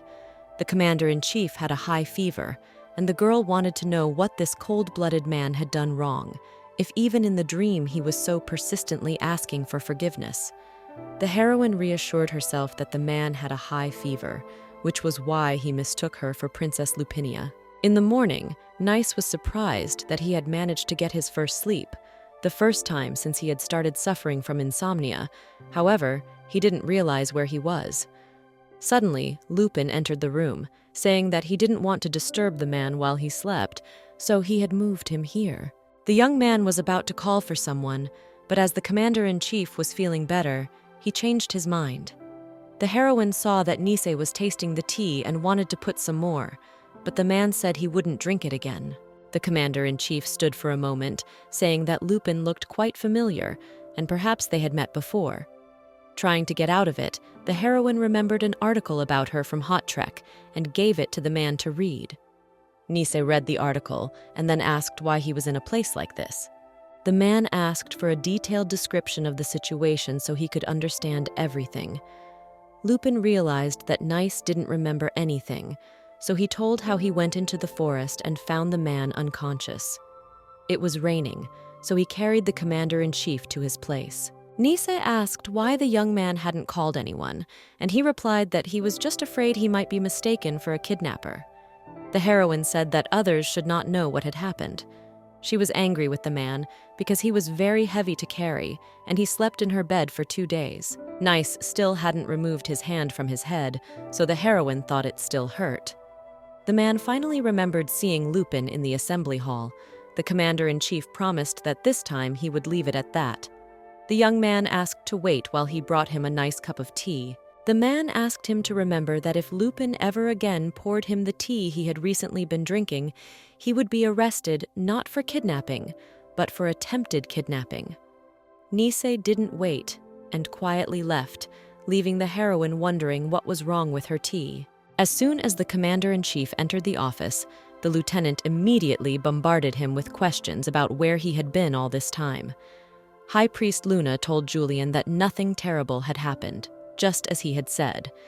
The man said that he was well rested and felt much better. Luna immediately realized that Niza had a lover and was eager to find out who she was. The man told him about Lupin Muller, the servant in the Imperial Palace who poured tea during the Senate meeting, ordering the lieutenant to find out about the young man. Julian asked why Nisei wanted information about the servant, but he kept saying that he had replaced all the maids in the princess's palace because Lady Tina had slipped him a hallucinogen. She did it the day they met at the Imperial Palace. Then they sat at dinner, where the girl advised Naze to watch his diet. The man took the advice, promising to do something about it, but Tina didn't stop offering him a dish from the specialty chef. The commander-in-chief thought that the cook was a connoisseur of truffles, since his dishes were constantly on the table lately. Tina thought it was because of the servant who had been with them for a while. He had been able to find truffles on his own, without the help of a pig, and then there had been articles about him as a messenger of heaven. The girl said that the smell of the mushrooms was unbearable to her, but for some reason the people of the palace liked them. Nisei said she didn't have to do anything against her will, and next time ask for food that she liked. Suddenly, the man's eyes went dark, whereupon Tina carried him to the bed. Here she began to remember how she used to buy a love potion that could sweep anyone off their feet. The face Tina had seen for half a year looked beautiful even under the influence of the drug. That day was the first time the girl heard tender words from Naze, so she started to apologize to him, but she still thought it was the man's fault. In her dream, the commander-in-chief kept calling for the princess. Then Tina started screaming for the man to forget about her, because this girl would not be able to return to him again, because she was going to take everything. From the first day of the girl's arrival in the palace, she never backed down so that she could get her way someday. The man pounced on Tina, but when he realized it wasn't the princess, he just got up and walked towards the exit. Nisa's body became very heavy, and he took off most of his clothes and then went somewhere. What happened next, he had no way of remembering. The lieutenant reminded them that he had already warned the commander that he needed personal security, since he had a lot of ill-wishers. Luna asked what they were going to do about Miss Tina, since they weren't sure if she'd slipped something to Nisei. Julian agreed, for he didn't think the girl was stupid enough to make an attempt on the commander-in-chief's life when her position depended on it. The man had a headache, but it was not a side effect of the drug, and he felt strange. Nace began to ask Luna if he had some sort of herbal tea that could relieve headaches that had a very bitter taste. The high priest remembered that there were herbs that helped relieve headaches, but the more severe kinds were not so easy to get rid of. Luna began to question where Nice had been all these 2 days, as he had been trying to find out his location all this time, while leaving the Marquis of Bastion in the dark. The commander-in-chief said he was just sleeping. The high priest thought the man was really bad with insomnia. Niza needed to see if the tea was helping her headaches, and he could also check on the servant. In the courtyard, the head servant told Lupin that he had received an offer from the top to become a professional truffle hunter. The pay was much higher, so the man thought the young man would do a much better job there. The heroine reminded the head servant that she didn't want that. Lupin wished to serve the commander-in-chief, but he had never had a personal servant of his own. The young man still had the opportunity to apply for a full-time position, so he was going to prepare for the next recruitment in the second half of the year. The heroine appreciated the superior's offer, but still decided to refuse. The head servant gave Lupin the goodies that were left after the event, and then the young man left. The man thought that the servant was too naive because hiring employees to the imperial palace would only happen if there was a cancer on the mountain. The heroine needed a job near the commander-in-chief to get more information. Valentina realized that it would be difficult for her to get an interview without money and connections. She could ask Felix, with whom she would be accepted unconditionally if recommended by the Bastian family. After a little thought, she decided not to do it, as a recommendation from the Marquis could be immediately rejected by the commander-in-chief. The girl remembered that she had not left Nisa in the rain, so she could ask for a job for her help. When she came to her house, she found the commander-in-chief, who assured her that the door was open and he had not broken into someone else's house. Valentina usually did not lock the door, as she had no valuables, because it was only a temporary place of residence. Near this building was a good place to collect truffles, and when the harvest season was over, the girl was going to return to the hostel. The heroine took out some sweets and began to offer a cup of tea, and then remembered that if she did so, she would be accused of attempted murder. The commander-in-chief asked to pour that to death unpalatable tea. The heroine didn't understand the reason Nisei had come to her. It was as if she was looking at a portrait of a beautiful man sipping tea. The man never remembered what had happened that night. It was definitely not normal, for then Nays had ragged breathing and a high fever. Finishing the tea, the man asked why it tasted the way it did. Lupin explained that he added herbs that soothed the nervous system and gave a relieving effect. The commander-in-chief thought it was the tea that had helped him with his insomnia, but Luna had said it was not easy to cure with ordinary herbs. The man asked how Lupin knew so much about herbs and their healing properties. The young man said that he used to live in a mountain settlement where collecting and trading medicinal herbs were good ways to earn money. The heroine did not lie, for this story was from her first life. From that time on, in every recurring agony of her life, she drank tea and felt comforted. Valentina thought that now was the most appropriate moment to ask for a personal servant's job before the man left. Only the heroine was about to say something when suddenly Nays asked her right here and now to make him sleep. Lupin didn't understand what the man was saying, since first the commander-in-chief had come to him unannounced, asked for tea, and now he wanted her to put him to bed. At first, the girl thought Nice remembered everything, but he spoke with a face like he didn't care. This was what struck heroine, for even his sculpted face could not hide the signs of extreme fatigue. It seemed that he continued to suffer from insomnia. It had been days since Nisei had fainted. Valentina said the man could lie down on her bed, and she herself would go to the dormitory when Nice was leaving. He needed to leave the door open. The commander-in-chief stopped Lupin, saying he would stay with him. The heroine began to ask in surprise if Nisei really liked men. The commander-in-chief immediately asked the same question. Then Lupin started making excuses, saying he was joking. The heroine went to another room to rest, and if the man needed anything, he could call out to her. At night, Valentina wondered if the man's insomnia was gone or not, since she couldn't sleep at all. The more she thought about Nays, the stranger she felt. The girl decided to go and check on the man. Nays was having a nightmare.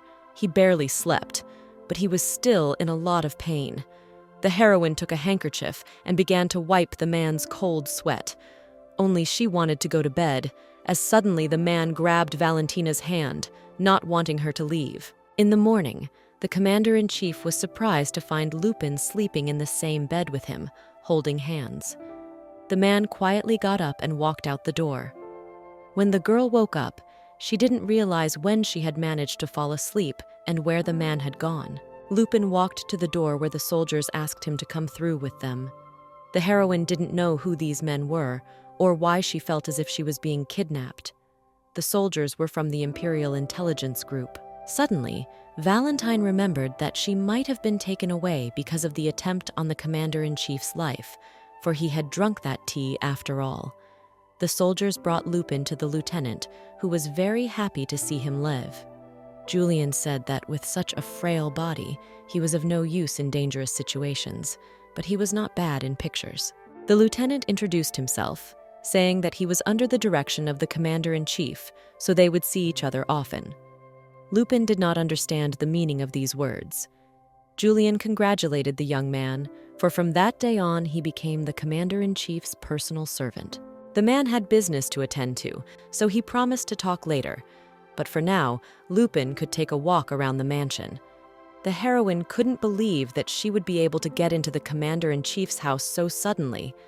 Seeing a piano in one of the rooms, the girl's eyes immediately lit up. Lupin started playing his favorite tune. Nice heard this and immediately went to his servant. Looking at the young man, the commander-in-chief saw Lupinia, who was enjoying the music. Lupin stood up and began to apologize that he was playing without the man's permission. Naizu began to ask what tune the young man had just played. The heroine said that most likely no one knows it because it was composed a long time ago, and it is not the most famous melody. The man recalled the conversation with the princess, also asking what the tune was. Lupinia said it was composed a long time ago and it wasn't the most famous tune. At the moment, Nice thought he was laughing at him. He wondered who had sent Lupinia, assuming it was the Northern Union or the Marquis Bastion. The heroine could not understand what was the matter and why the commander-in-chief smiled and why she was so scared. The man warned the young man not to touch the piano and went about his business. Nisei asked if Lupin had memorized everything Julian had said. The young man knew nothing, for the lieutenant was in a hurry and said that he had some urgent work to do and that he would tell all the details of his work later. The man asked him to remember also that he was not to be touched. The heroine thought that Nisei was acting like she was harassing him. If things continued like this, she would need to perform every action with care. The commander-in-chief had said that Lupin wouldn't need to do any cleaning or laundry since there were separate servants for that. The young man's job was to check on all the food that was brought to Naizu. The heroine began to think that if she was unlucky, she would simply die without even saying goodbye to little Zelda. But still, there might not be another opportunity. One way or another, she could keep an eye on the commander-in-chief wherever he was. Lupin's second task was to brew that nasty tea every day. The young man had said that the last time the man had told him that if he offered him that tea again, he would be charged with attempted murder. Nice thought Lupin was refusing, but he was even glad the man had asked him to do so, for if the tea became to his liking, he could make it as often as possible. In the commander-in-chief's mind, the princess was saying that it was okay to tell whatever was on your mind. The man blushed, not realizing what was going on. The heroine became quite worried about Nice, asking if he was all right. The commander-in-chief asked not to make him laugh. After all, Lupin was his personal servant, which meant his only job was to follow his orders. The heroine wanted to object, but she soon realized that it was too much, for she was really only a servant. The man said that Lupin's things would be brought soon, but in the meantime, he was to bring him tea. Suddenly, the young man pushed a vase of flowers, and it fell to the floor and shattered. The heroine sat down on her knees and started to clean up after herself, as suddenly, Nisei started touching her hair. Lupin was surprised, which made him slip and start to fall, but the man managed to pick him up in time. There was talk outside the door that Tina would be in trouble if she barged in unannounced. Seeing this picture, the girl was amazed. Nisa began to ask what brought the princess to him. Looking at Princess Lupenia, heroine immediately decided to leave there as soon as possible. Tina was dissatisfied that the maid and all the other servants of the imperial palace had been changed. The man said that the girl should know better than anyone else why it had happened. Nadim's maid confessed everything, but Tina assured him that it was all a lie, and that whatever the woman had said, she was lying. According to the maid, It all happened because of a personal grudge against Naiz. The commander-in-chief went on to say that the maid's younger sister had been involved in a treason case 5 years ago, for which she was later executed. Wanting revenge for this, Nadim put poison in the man's food. That same day, during their dinner together at the imperial palace. Luckily, the maid had miscalculated the dosage and there were no problems, but still, Nise thought that the princess knew about everything. The girl assured that she didn't even suspect it. That was why Man was forced to change all the servants in the palace in case there were any Nadim supporters left among them. Tina did not look well, so the commander-in-chief decided to escort the girl to the palace. The aristocrats left, after which Julian began to tell Lupin about his duties. The young man's room was on the first floor at the end of the corridor. The heroine woke up in the middle of the night and caught Nice in the doorway of her room. The man asked why Lupin was sleeping here. The young man told him that Julian had let him use this room, but he must have gotten it all wrong. Lupin was going to go back to the dormitory he had lived in before now. Nice asked to gather all of his belongings and then led heroine to a room that was more suited for a princess. Next to this one was the man's room. There was a door that led to Nice's chambers, and if he called for Lupin, he was to come to him immediately. In truth, the commander-in-chief just wanted to see the young man's reaction. Valentina thought that the reason the man had given her a luxurious room was because it would make it more convenient for him to make her work around the clock. Nice began to undress to take a shower, telling Lupin to make him some tea. The heroine was embarrassed, not understanding why the man would take off his clothes so often unexpectedly. The next day at the palace, all the servants were discussing Lupin. The commander-in-chief was notorious for not pitying personal servants, so it wasn't clear why he had changed his mind. After they entered the office, Nice began to change, and Lupin held out his hands for his clothes. The man didn't understand what the young man wanted to do. Lupin said that since he was a personal servant, he should have been allowed to do at least that much work, since it didn't involve touching.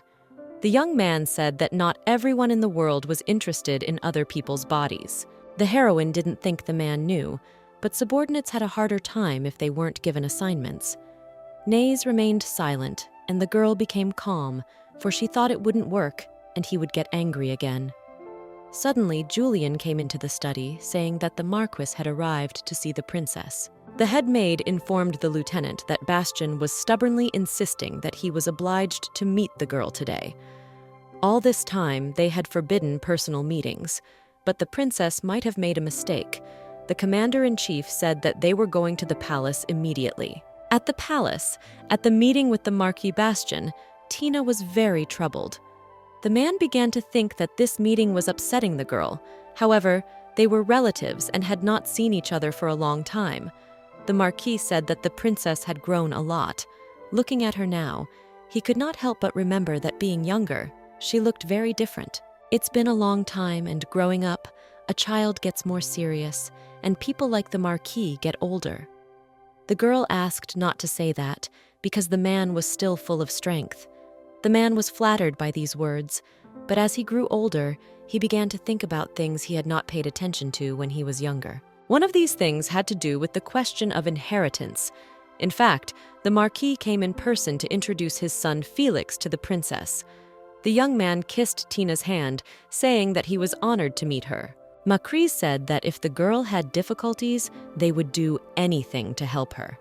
The girl asked to accept her appreciation. Then the man decided to give her gifts. He remembered that their princess was good at music, so he decided to prepare an appropriate gift. Bastian gave a violin made by a legendary master at the height of his activity. Felix, on the other hand, decided to give sweets made by the royal family's pastry chef, Sarin, as they had been very popular in the empire recently. The Marquis asked to prepare tea so that the princess could taste the gift. Suddenly, the maid announced that Commander-in-Chief Nays had arrived. Tina invited the man to join them, saying that Marquis Bastian had come to see them with his son.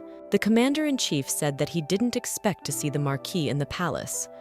The man agreed with him, but Her Highness had not left the palace, so he had no choice but to visit her in person. Rumors continued to grow due to the fact that the girl was constantly staying in the palace. However, there were rumors that the girl was sick, and there were also those who declared her a fake princess. Tina became very worried as soon as the conversation started about the fake princess. Nisei thought Marquis was talking about the Hot Trek article, but most people wouldn't believe such gossip. To him, rumors were like poisonous mushrooms, so they were better disposed of in time. Marquis asked the man to attend more events. Suddenly, Bastian remembered the Duchess of Quant's birthday party next month and suggested that Niza join her. She had always been close to the imperial family, and she really liked the princess. Plus, she would love to have Lupinia play an instrument for her. The man asked if it was true that Tina had received a violin as a gift from the Marquis. The girl confirmed his speculation by saying that Bastian had been so kind as to give her a violin and sweets. Nayez began to think that the Marquise had noticed something and was now trying to trap them. The maid brought the treats, and the Marquis immediately offered to taste from the girl and Naizu. The heroine thought that she should have eaten them first. The sweets looked good, so Valentina did not think that the Marquis would risk serving poison to the princess. Felix didn't understand Lupin's behavior, thinking that she hadn't eaten anything since morning. Only Tina was about to try the sweets, when suddenly heroine felt sick. Everyone didn't realize what was going on. Nisi picked up the young man, shouting for someone to get the court physician. After a while, the doctor examined Lupin, saying that fortunately his life was not threatened. After assessing the patient's condition, the man could say with certainty that these were symptoms of allergies. The doctor did not know what had caused Lupin's reaction. He needed to check what ingredient had caused the boy's allergy. According to the doctor, the young man was unaware of his intolerance, but it could have been worse, because in the extreme case, he could have suffocated, and it was fortunate that he was treated quickly. The doctor wondered who Lupin was, as it was the first time he had seen him in the palace. The man was surprised when the young man turned out to be Nice's servant, but such things happened in their world too. The commander-in-chief began to ask what the doctor meant. During the examination, the man discovered that Lupin was trying to hide the fact that he was a girl. It came as a surprise to Julian that the young man really was a girl, and they had been fooled so easily. The lieutenant asked Niza what they should do now. It was all very suspicious, so Julian wanted to send the girl to the interrogation room as soon as she woke up. The commander-in-chief ordered to forget about it, to leave everything as it was, and to silence the courtiers. The man was determined to keep her secret. Naze had something the girl needed, and he also had something to learn. Because of this, the commander-in-chief would keep Valentina close to him. This was all very strange to Julian. In the past, Nisei would have ordered the man to be sent to the interrogation room at once. Suddenly, the man thought that the commander-in-chief might have feelings for Lupin. But it didn't seem to be true, because even in front of the stunning beauty, he was like a stone. The girl came to her senses, not realizing where she was. Since she was still alive, she thought that there was no poison in the cookie. The heroine decided to walk down the hallway, which was empty. Suddenly, a ceramic vase from the Eastern Empire and a statue of a mythical hero caught her interest. Suddenly, she remembered that at the end of the corridor, she had to press lightly on the painting on the left. After that, she found herself in a secret passage. The girl didn't understand how she found the secret passage so easily. Even though it was strange, she had a very familiar feeling for some reason. In memories from her past lives, she had never worked in such a large and beautiful palace. Going downstairs, Valentina found a huge, beautiful fountain. Suddenly, she heard shouting as someone said that she was supposed to be helping the princess. The princess reprimanded the servant, thinking that he had brought the cookies on purpose to poison her. The man asked her to calm down because the girl was screaming too loudly.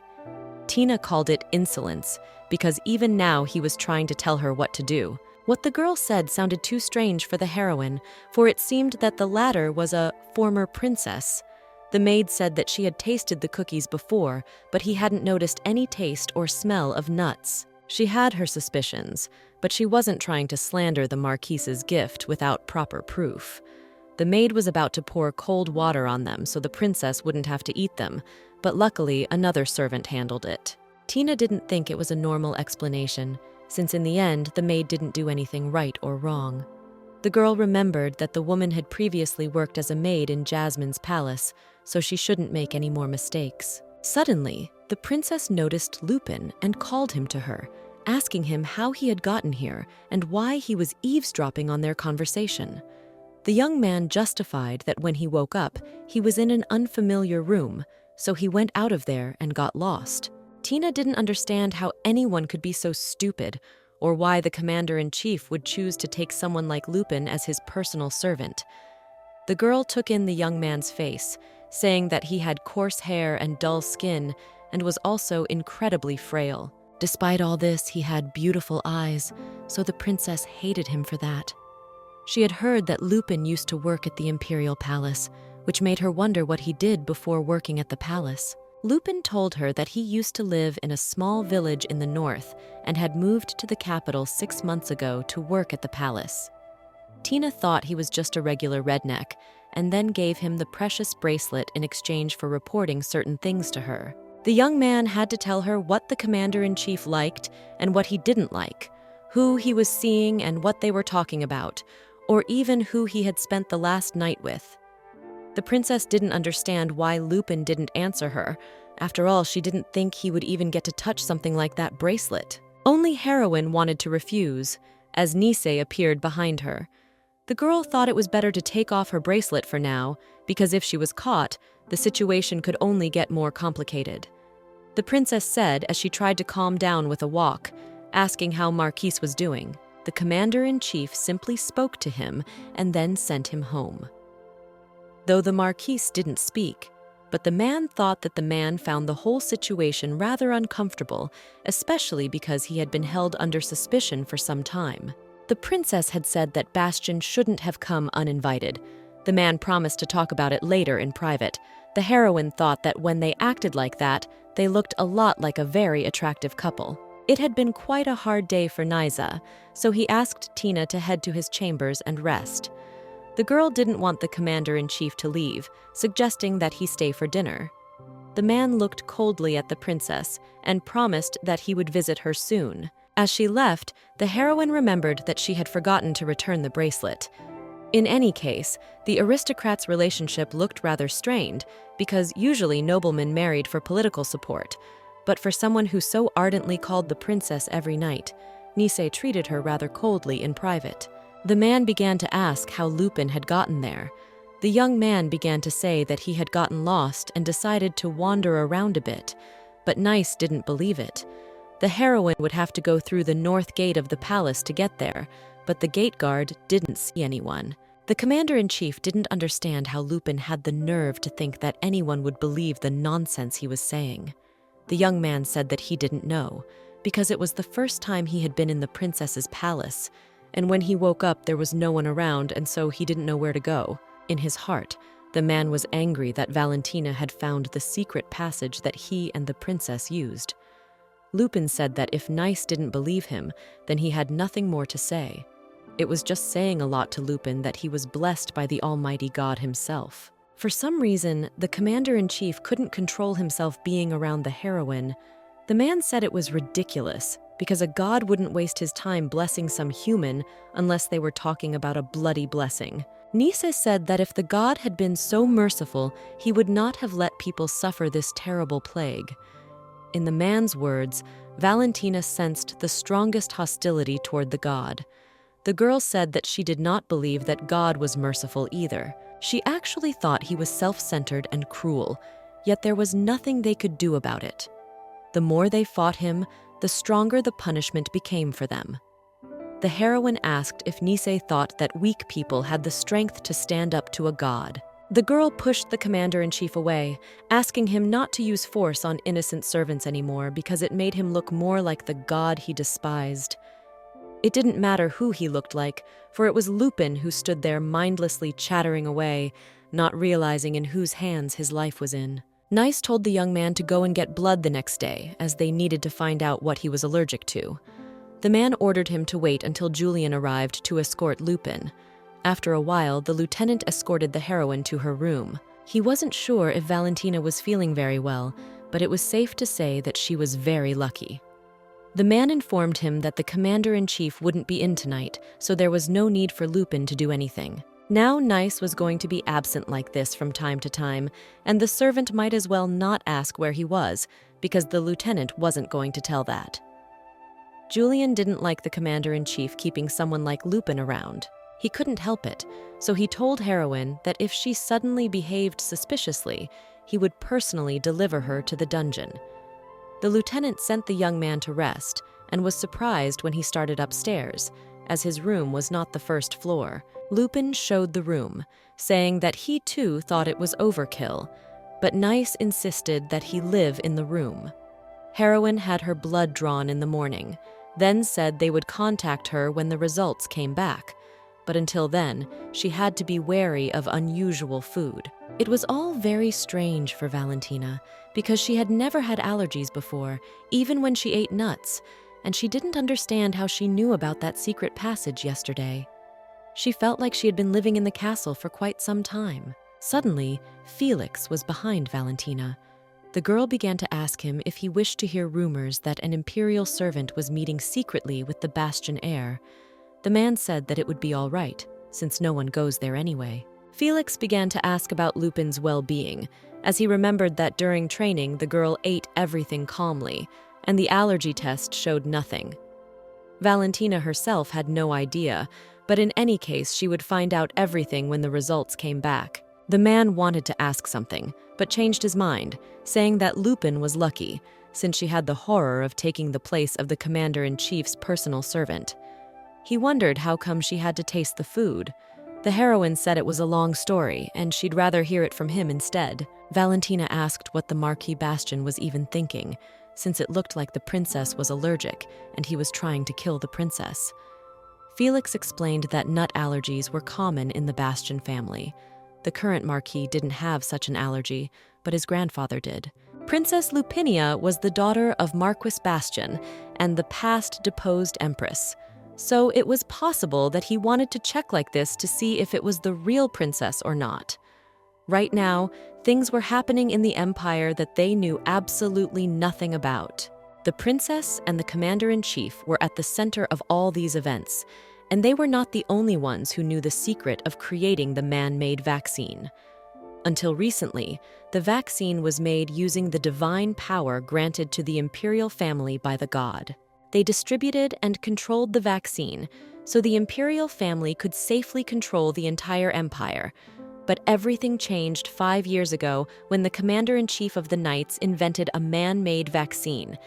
The authority of the ruling family weakened, and the empire fell into the hands of Naiz. After the announcement of the creation of a man-made vaccine, the past empress was accused of divulging the secrets of the empire and was deposed. At the same time, the only blood heir, a princess, was betrothed to the commander-in-chief, who took the place of regent.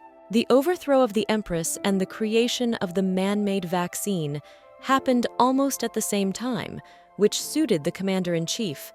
It was said that the curse of the Deuteronomy was God's punishment to them, arrogant mortals. Under such circumstances, it was impossible to produce a vaccine for it without using divine power and thus avoiding divine punishment. Felix thought that originally there was no man-made vaccine.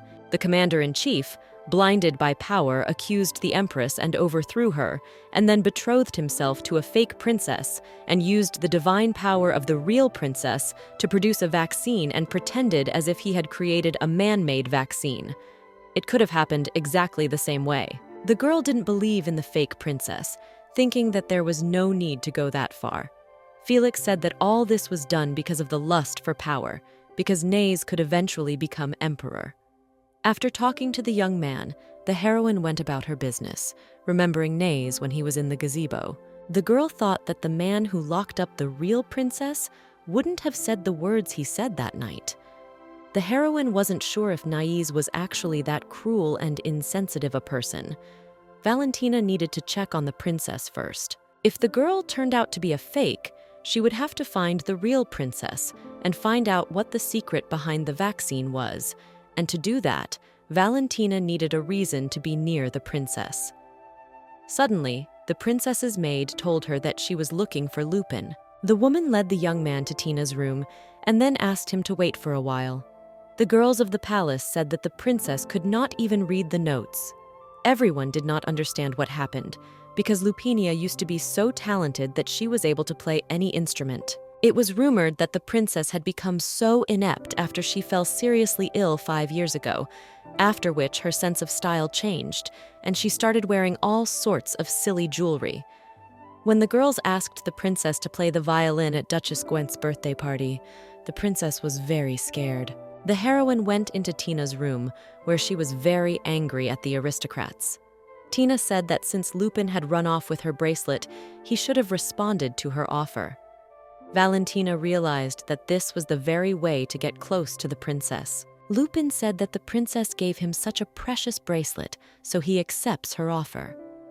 The girl said that the young man should report to her everything he hears about the commander-in-chief, and if he does well, she will give him more. Lupin was worried that if he started coming and seeing the princess often, the commander-in-chief might suspect something. He felt that they should come up with a suitable excuse beforehand. It sounded reasonable to Tina, and she asked if the young man had any talents. The servant said that he actually knew a little about playing musical instruments, so he could say that he was teaching the princess to play the violin. The girl considered this an insult, thinking that so low-born as he was could not teach her. The princess's maid asked to calm down. Then the heroine fell to her knees, saying she couldn't teach her anything at all. He thought of it only as an excuse to act on the girl's orders. The princess agreed, saying that Lupin would come to the palace once a week to teach her the violin. Valentina was already in her room, thinking that she needed to find as much information about the princess as she could, for it was amazing how little was known about her, as if she didn't even exist in the world. All heroine had managed to find was a couple of fresh gossips. They were nothing, but she should at least read them, because sometimes gossip contained really valuable information. The princess was the only heir to the throne, but she had never shown her face in public when she was young. In the only photo of the girl taken 5 years ago, she was blurred. It was after Ilnaze had been appointed commander-in-chief. Suddenly, Nice walked into Valentina's office, telling her to follow him. The action moves back 5 years to the Lotus Empire. Back then, the commander-in-chief was walking through the temple, killing one by one. The old man begged the general not to do it, because nothing could be changed. People were sickened by the curse of the Deuteronomy and were dying, and if they didn't do it, they would all die. Nice stopped over the body of Lufinia, who was bleeding. The old man said that Her Highness had done this to save countless other people's lives, and if she died because of this, they wouldn't be able to produce the vaccine. The priest asked not to worry because after the godchild died, the next godchild would immediately appear. So that way they could deal with this disaster and afterward they would find the next godchild. In anger, Naze killed the old man, leaving him no chance to save himself. The princess was in a coma, and it was hard to tell if she was alive or not. They needed to search the empire to find someone to take her place. The commander-in-chief couldn't let the public know what had happened. If they found out about the princess's condition, they would immediately kill her in order to find the next godchild. Currently, in the Isla Niza manor, a man was leading heroine down the corridor. The commander-in-chief looked tired, so the girl wondered what he had been doing all night. Nisa led Valentina to the music room, though he had previously told her never to go near the piano. The man sat down and began to ask if Lupin really knew how to play the violin. The heroine was surprised that the man had found out about her arrangement with the princess so quickly. The young man was pretty well educated for someone raised in the middle of nowhere. Lupin began to say that he was just very talented, and the commander-in-chief was very lucky to have a servant like him. Nice received a message from the princess's palace. It said that the princess wanted Lupin to teach her. After the girl had fallen seriously ill a few years ago, she had stopped playing musical instruments altogether, so it was no surprise that she had lost the ability to play. Nisei thought that the princess found it rather unpleasant to take beginner lessons from a professional, as people might start gossiping about it, which was why she wished to take private lessons. The heroine realized this, as she had already heard about everything in the palace. The commander-in-chief thought that Lupin had gotten quite close to the princess, and now he needed to hear his personal servant play in person. The man had said that the young man had been honored to give Her Highness personal violin lessons, so he needed to test his skills. The heroine flirted, and Nice began to think that only recently he had seen the real princess lying in the cold basement of the temple. Valentina's face was different from the princess's, as was her hair and her hands, but she played exactly like the princess. The man wanted to find out who had sent the heroine to finish off anyone who dared to desecrate Lupinia's memory. Right now, however, Niza felt as if the princess had returned to him once again. He decided to savor this feeling of peacefulness just for a moment. The commander-in-chief began to say that when he used to be in Saren, he had seen the fiddler. He had only seen his back from a distance, but his hair was definitely tied up with a lilac-colored ribbon. Looking at Lupin, Nice remembered this musician. The man warned the young man not to get too close to the princess. It would be difficult for the girl to reach the same level as she had in the past, so Lupin would just have to keep her entertained. Niza was happy with the current state of affairs, so he warned the young man not to do anything stupid. After that, he quietly left, leaving Heroine in a cold sweat. In the morning, the princess was informed that the outfit for Duchess Gwernth's birthday had arrived. The girl was not satisfied that it had long sleeves, for summer was already beginning next month. The maid assured her that Mr. Leblanche was the best tailor in the empire. Tina didn't care about the jewelry, because it was too hot in this outfit. She didn't understand why she constantly needed to cover her hands in front of other people. She knew it was an imperial family tradition, but she found it too uncomfortable. It was fashionable for noble ladies to wear things that exposed more skin, so she didn't want to wear such suffocating clothes. Everyone would think that the princess was locked up and didn't even know anything about the current fashion. Tina asked the maid to change her mind, because she hadn't gone to a party in a long time, so she asked to wear whatever she wanted. The maid apologized, because the commander-in-chief had personally ordered her to give the girl this very outfit. The princess was already tired of it, as Naze kept telling her to cover herself in the presence of others, telling her not to socialize with others without permission, and now the man had placed soldiers all over the palace so she couldn't move a single step. All Tina had to do was sit in the palace and dress up, and no one would even look at her afterwards, so she couldn't bear it anymore. The maid announced that Lupin Miller had arrived. It was too stuffy in the room, so the princess decided to go for a walk. She had heard recently that it was now popular for nobles to hire handsome servants to do all sorts of naughty things to them while hiding behind closed doors. Lupin didn't know what to say, so he said it was rather vulgar. Nobles keeping mistresses and lovers in their service was already commonplace. Tina knew how commoners had their heads, so she asked the young man to be honest and tell her the truth. She thought Lupin was trying to get into bed with the commander-in-chief to change his fate. The heroine didn't think this was something nobles usually chatted about, and she didn't understand why the princess kept mentioning that Lupin was a commoner. The young man apologized, saying that he was a man, and so instead of climbing into someone else's bed, he would rather pull someone into his own. The princess didn't appreciate such impertinence and decided to get straight to the point and have Lupin tell her how the commander-in-chief had spent the week. The young man said that Nice had spent most of his time in the palace office, working until midnight. The girl thought these were boring facts that everyone knew about, and she wanted to know something more interesting, like what kind of women he dated, or how often a week he saw them, whether he really changed partners like gloves, or if it was just a rumor. The heroine began to say that they had a misunderstanding, because during the short time that Lupin worked for the commander-in-chief, he realized that Naze is not interested in carnal pleasures at all, so he is constantly working and almost no rest. The man was constantly trying to be seduced in this way because of his high position, but he had no intention of succumbing to the lure of such things. It was strange to the heroine that it sounded like she was protecting him. The princess thought Lupin was joking and wished her to believe it. The girl began to ask if the commander-in-chief had a place he frequented, and not something official like an office, but something more personal and private like a hospital, hotel, and the like. The heroine remembered that Nice visited somewhere every day, but she said that she had no idea because something like this had never happened before. The girl said that if Lupin noticed anything like that, he was supposed to let her know right away. The princess thought the young man should have been rewarded for his work. Tina took off her earring and threw it into the water. While the heroine was in shock, the princess pushed her into the pond as well, telling Lupin not to come back until he found her. Valentina now had to be careful, or she could be exposed. The princess didn't understand how such a low-born servant could dare to speak such nonsense to her.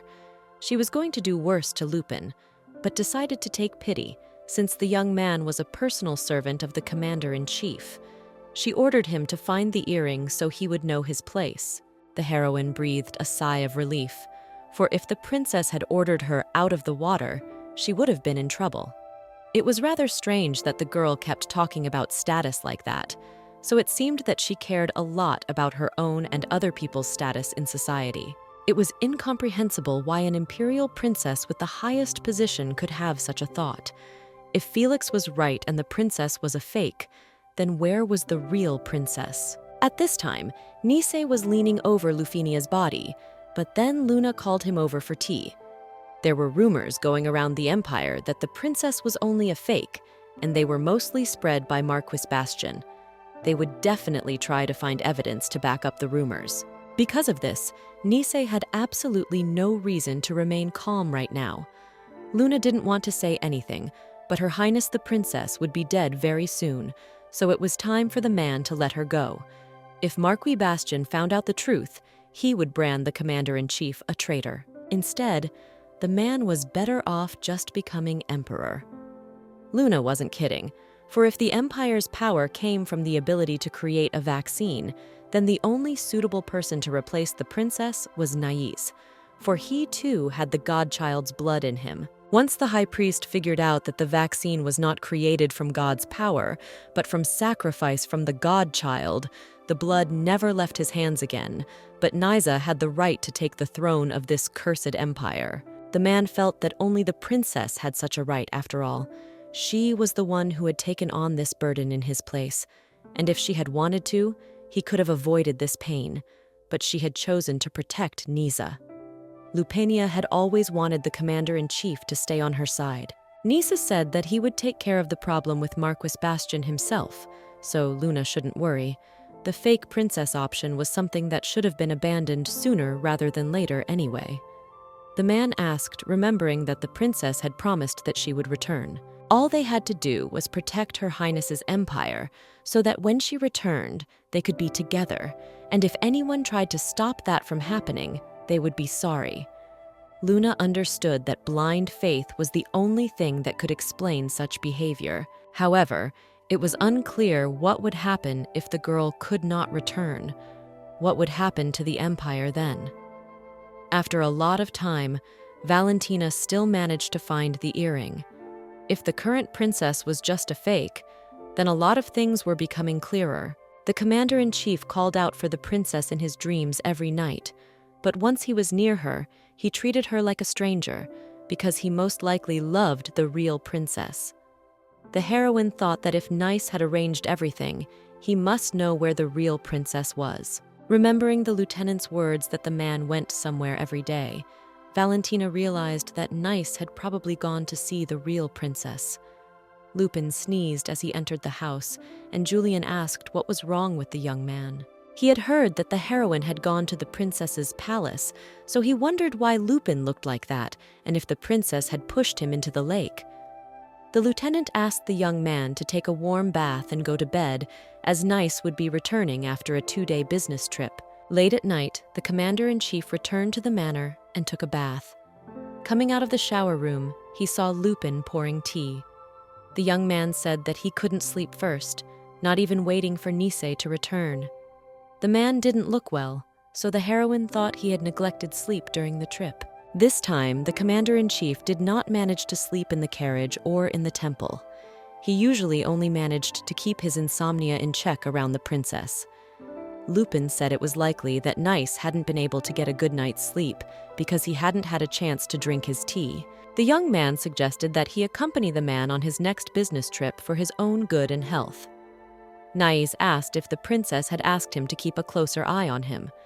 The man had already warned that Lupin needed to stay away from the princess. He had heard that the young man was one of those who had offered his private lessons to the princess, and it was quite possible to imagine the real reason for those lessons, but it would be in the heroine's best interest to avoid such things. According to Nisa, the princess was more aggressive than it might seem at first glance, especially when it was something concerning him. The man put his finger on Lupin's lips, saying that if they showed the princess something like that, he wouldn't stand for it. He had already approved the lessons anyway, so the young man just needed to focus on the lessons themselves and stay out of trouble. And Lupin was also now responsible for making sure the princess didn't embarrass herself at the Duchess of Gwent's party. In the morning, Tina didn't understand why Lupin had climbed to the bottom of the lake just because she said so. And if he was really going to do that, he should have tried harder, because the young man had scratched her precious Salayan ruby. The heroine didn't understand why the girl was talking nonsense that was beyond human comprehension, since she was the one who threw the stone into the lake. Valentina knew that even if she couldn't find the earring, the princess would still find something to accuse her of. Tina ordered the young man to stand still and think about what he had done wrong. After a while, the princess's maid said that Lupin was a servant hired by the commander-in-chief. The girl was unwilling to leave him alone, as he was trying to make her look worse. The princess thought Lupin was just a regular redneck who had been suspicious and anxious from the start, and he just wanted to teach him a lesson for life, so the maid needn't worry about it, and should have brought Tina's newly sewn outfits. The commander-in-chief walked past Lupin, noticing that he was about to grab Sunstroke. The man walked by, and the heroine thought it was cruel since his servant was suffering from the heat, and he just walked by and ignored it. Nisei came to the princess, reminding her that the girl was not allowed to wear open-sleeved clothes. Tina made the excuse that it was hot, and she had forgotten about it. The man said that if the princess didn't want to go back to where she came from, she shouldn't behave like that. The commander-in-chief had asked to wear long sleeves at all times, as she was not allowed to show her bare arms to anyone. The man was not a fan of such things, but the girl had to attend a party hosted by the Duchess of Gwent. She was one of the elders of the palace, so if they didn't attend this party, Marquis Bastian might suspect something.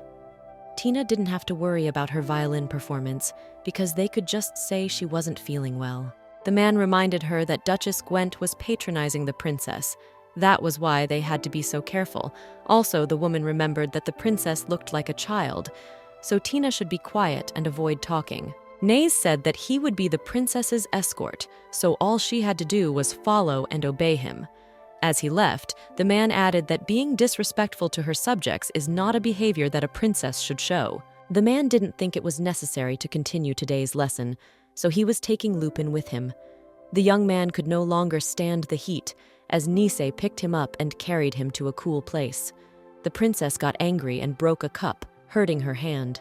Tina thought it was even better, and now no one would ask her to play the violin at this party. The heroine woke up in the gazebo, where Nisa was wiping her forehead with a cold cloth. The man reminded her that he had already warned the young man to be careful with the princess. Lupin remembered that he had met the commander-in-chief in this very gazebo that night. The man had said that the nobles, and especially the members of the imperial family, hated it when anyone challenged their authority, and furthermore, that it was only because their authority was an empty farce. The heroine thought she was hopeless. After all, this was the second time Nice had helped her, so she couldn't believe she was being helped by someone she should be spying on. The man didn't understand why Lupin was so sad, and if it was because of what had happened before then, he shouldn't worry about it. All of this was not because Valentina had done anything wrong, but simply because the princess was taking her anger out on her. Nais asked to be submissive to the princess if the young man didn't want any more incidents like this to happen again. The commander-in-chief thought that even the way Lupin spoke was not like a servant, for he spoke too self-righteously. Nisei wasn't a blue blood himself, so he could accept the way the young man spoke, but the other nobles could pick on Lupin's every word and action. They could especially pick on his gaze, as it was as if he already knew everything he needed to know and just looked down on everyone. The heroine assured that unfortunately she couldn't do anything about it, because it was part of her charm. The man started to laugh a little, and then he got embarrassed. Valentina realized that Nisei knew how to laugh after all. The action shifts to Duchess Gwent's birthday party. Kiki's assistant didn't see Princess Lupinia at the ball. Usually, the main guests showed up in the middle of the party, and Duchess Gwent and Lupinia hadn't arrived yet. It was quite rare for the princess to leave the palace, so it was surprising that she decided to come to this party. The Duchess was the princess's great aunt, and Kiki had heard that she adored the princess. Gwent had been living in her domain for 10 years until she finally moved to the capital. If she was part of the imperial family, she must have been living in private. It was already surprising that she was only coming here after a whole decade of absence. The Duchess had had a serious run-in with the deposed empress just a decade ago, after which she had been banished. There had been many rumors as to why they didn't get along so well, but nothing had ever really been figured out. But Kiki understood why the woman had chosen to live in seclusion. Her husband passed away early, and her only son died a few years later. In any case, the reporter should have paid attention not to the Duchess of Gwent, but to Princess Lupinia, as it was very hard for them to get into the party to get exclusive material. Suddenly, the butler announced the arrival of Commander-in-Chief Niza and Princess Lupinia. Tina said that Lupin was her guest today, so he didn't need to do anything stupid and move far away from her. The heroine didn't understand why the girl had taken her along, since she had injured her arm and could no longer play the violin. Marquis Bastian approached the princess with Felix, and the young man began showering compliments on the girl. When the Marquis asked Lupinia to come to him so that everyone could greet the princess, Tina looked nervously at Neza. The man apologized, saying that Her Highness wasn't feeling well, and she would just like to meet with the Duchess, after which she would head back to the palace. The heroine could see that Naze didn't like the way the situation was playing out. The butler announced the arrival of the Duchess of Gwent, and an elderly woman appeared before the aristocrats. The Marquis greeted his aunt, saying that it had been quite some time since their last meeting, but she was as beautiful as she had been in her youth. The woman said that the Marquis was always better than his brother in terms of manners, even in his youth, and he was also always extremely ambitious. The princess approached Gwent and wished her a happy birthday, but the latter threw the girl's hand away, anxiously thanking her for the congratulations. After a while, Lupin asked Kiki how she got the invitations, but the woman simply said that she had plenty of contacts. It seemed to the heroine that the atmosphere had somehow strangely changed when the woman met her great niece, whom she had loved in the past. The reporter said that it had been a long time and she probably wouldn't have been able to recognize Lupinia if they had met by chance. Lupin said that although it didn't look like it, he favored social ladders more. In return for information about the princess, heroine offered to give Kiki information about Felix Bastian and the Knights Commander-in-Chief. The reporter began to recall that a year ago, in one of Odin's alleys, she had come across a girl being molested by some drunken man. He called the girl Tina, saying she was his runaway daughter, and her face was exactly like Princess Lupinia's. Kiki was sure that something more was hidden there, even if it had been a stupid accident. Because of this, the next day, she went in search of the man, but the same day, the man suddenly disappeared. Lupin was approached by the princess, asking why he still hadn't brought the violin, just standing there talking non-stop. The heroine followed the girl, saying that the princess had hurt her arm, and she didn't think the girl would be able to practice today. Tina briefly said that she already had someone who would play the violin herself. In the room, the Marquis asked the woman if she liked his gift. The Duchess said that if she made a necklace of that pearl, her old neck would break in two. Felix offered the princess a taste of pie. Then the woman asked them to leave her alone, for she was very bored with her. Felix suggested that the princess have her first dance of the evening. Nacy recalled that the princess had said she wasn't feeling well tonight. The Marquis told the Duchess that he'd asked Lupinia to play the violin for her, but unfortunately, she wasn't feeling well. Tina told the woman that she had injured her hand, so she wouldn't be able to play for her today, but she brought someone who would perform in her place. Although he's not a professional violinist, he's the one Commander Nisei appointed as her teacher, so his skill is far from average. Naze didn't understand why the princess had suddenly decided to go for such a thing. The princess reminded Lupin that he was going to give her a lesson and asked him to come up to her and show her his talent. The aristocracy didn't think someone from the countryside could be any good. Tina wanted to see how embarrassed the young man would be in a place like this, and whether he would continue to act as arrogant. The heroine picked up her violin and played, thinking that the Lord also liked her performances very much, and that was the reason he was so obsessed with her. Everyone was surprised at the melodiousness of Lupin's music, but suddenly a string broke on his violin. The heroine was not embarrassed by such an event and continued playing on 3 strings. The woman immediately remembered the times when Lupinia used to play for her. Then the girl decided to take on the role of God's child. The Duchess tried to dissuade her, but she, as a princess of the empire, decided to bear the burden. From nostalgia, the woman's tears flowed, and all the aristocracy began to praise Lupin. The angry princess approached the young man and helped him to fall. Everyone was in complete shock, but the Duchess approached heroine, asking if her highness was hurt. The woman said that the one was all dirty and she should go with her great aunt. The aristocracy did not understand why the Duchess called this servant Your Highness. The woman took her to her room, saying that Valentina, as a person of royal blood, should look respectable. She asked Lupin what this new fashion with cross-dressing was. Nevertheless, the heroine still had to wear a suitable dress to the party. The Duchess found a beautiful dress and began to remove Valentina's clothes. The woman apologized, saying that she shouldn't have left the princess in Odin then, and all this time she must have been in a lot of pain. She didn't understand why Lupinia hadn't said she was a child of God. The princess knew what would happen to her, and if people found out she was really God's child, even if they needed the vaccine so badly, they wouldn't do anything to her. The woman said that getting engaged to the commander wasn't the princess's idea either, and she just wanted that commander to watch her like a hawk. The Duchess believed there was no need for the princess to force herself to marry someone like that. She had come all the way to Odin to tell Lupinia this, that Marquis Bastian would help her.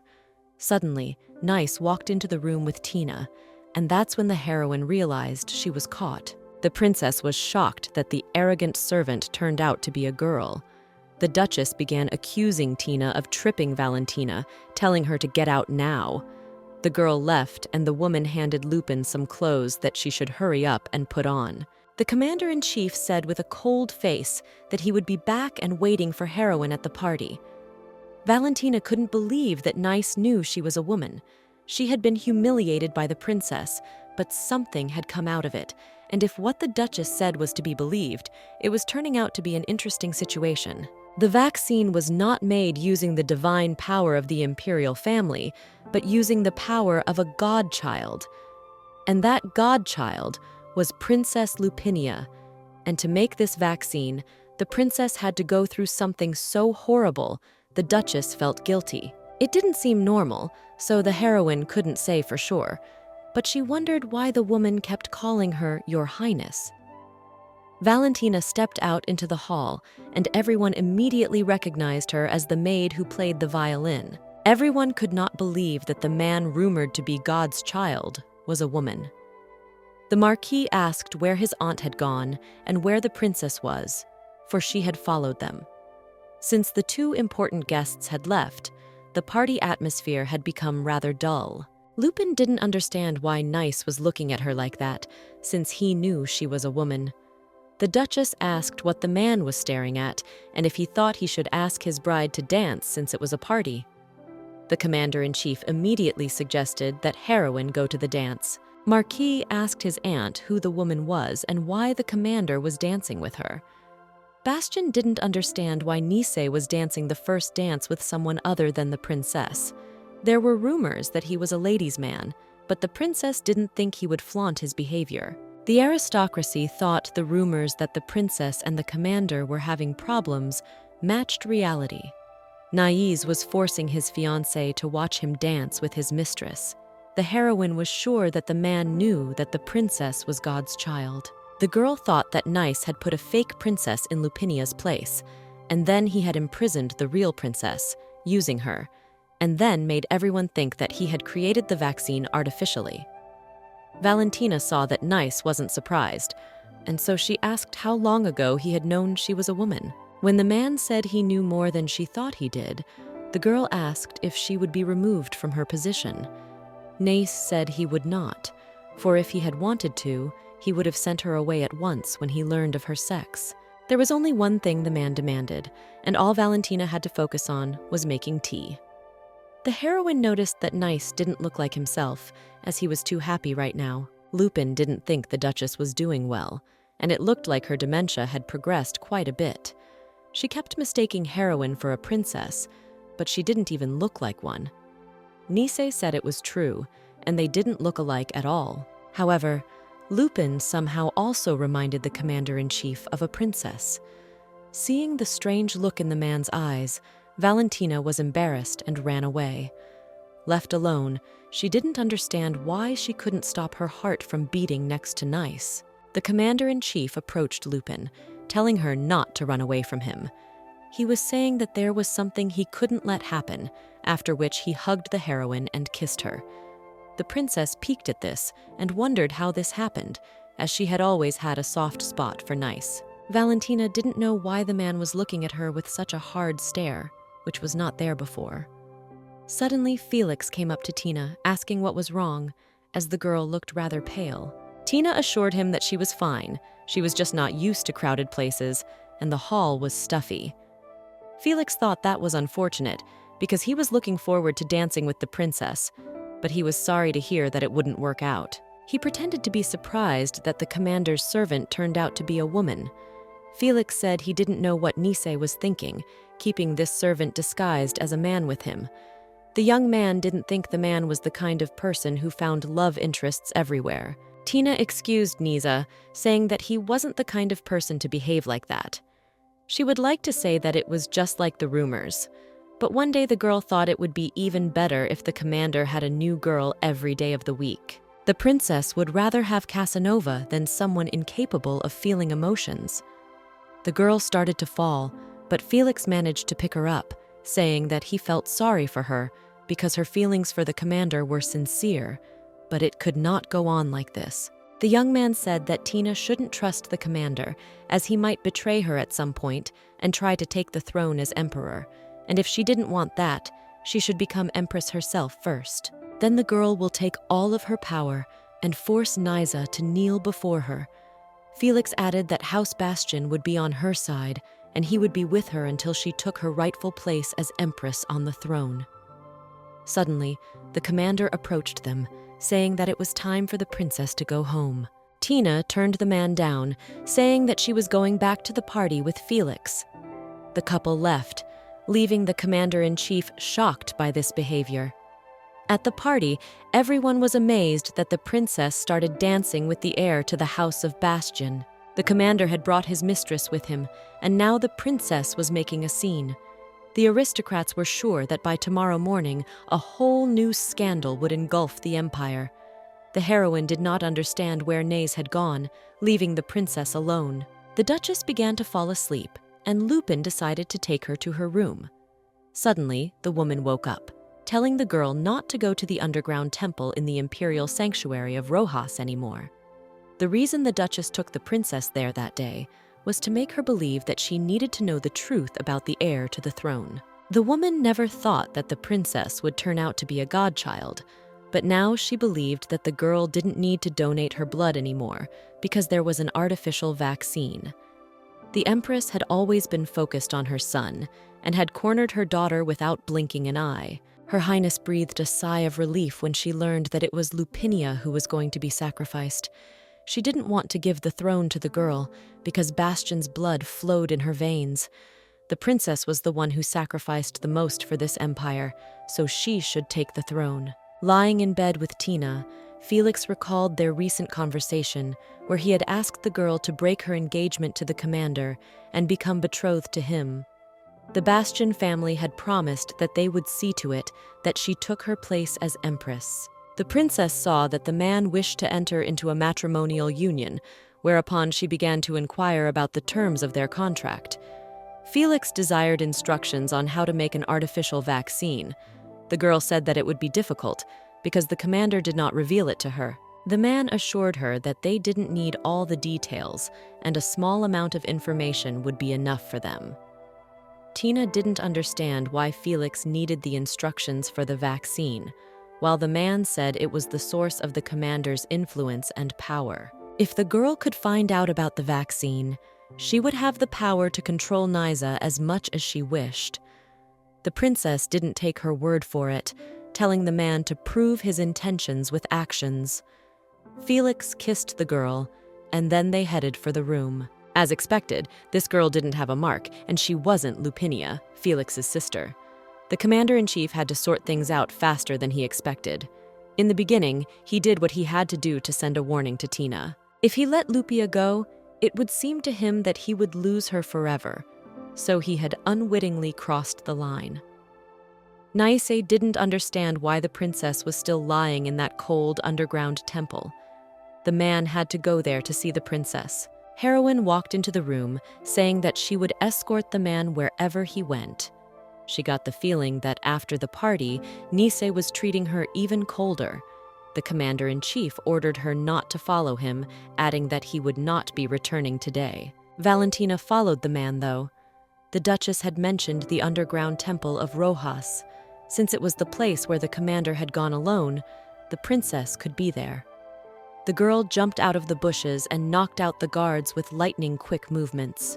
When she opened the door, the heroine was surprised because she didn't expect a place like this to be clean, since no one had used it for a long time. It was strange that this place seemed very familiar to Heroine, and she was sure that there was something there. Valentina started to go down into the basement, but suddenly the door closed behind her, and a poisonous gas came out of the ventilation, even more powerful than what they had used in training. It was all a trap to stop the spies. Immediately she realized why they were trained on poisons. The heroine began to experience the feeling she had when she remembered a past life, and finally had memories of her 8th life. Duchess led Lupinia to a place where the children of God had been imprisoned for generations. 300 years ago, the Lord had inflicted punishment on their people, starting with the Era Dei pandemic. The pandemic swept through their lands every few decades, but the empire was able to create a vaccine called the Lord's Blessing. This was done by taking the lives of young people who were children of God, where their blood was used. The children of God were found in the north of the empire, near the northern city, and they were brought to the palace. In the basement of the palace, they were shackled forever. The children of God died quickly from abuse and excessive bloodletting. The last of them died during the 9th Era Dei pandemic after excessive blood loss. Since then, the aristocracy has never been able to find the next child. There was a record of God's first child who was 300 years old, and her name was Leon. The heroine realized that the Lord loved her, so he placed a blessing on her.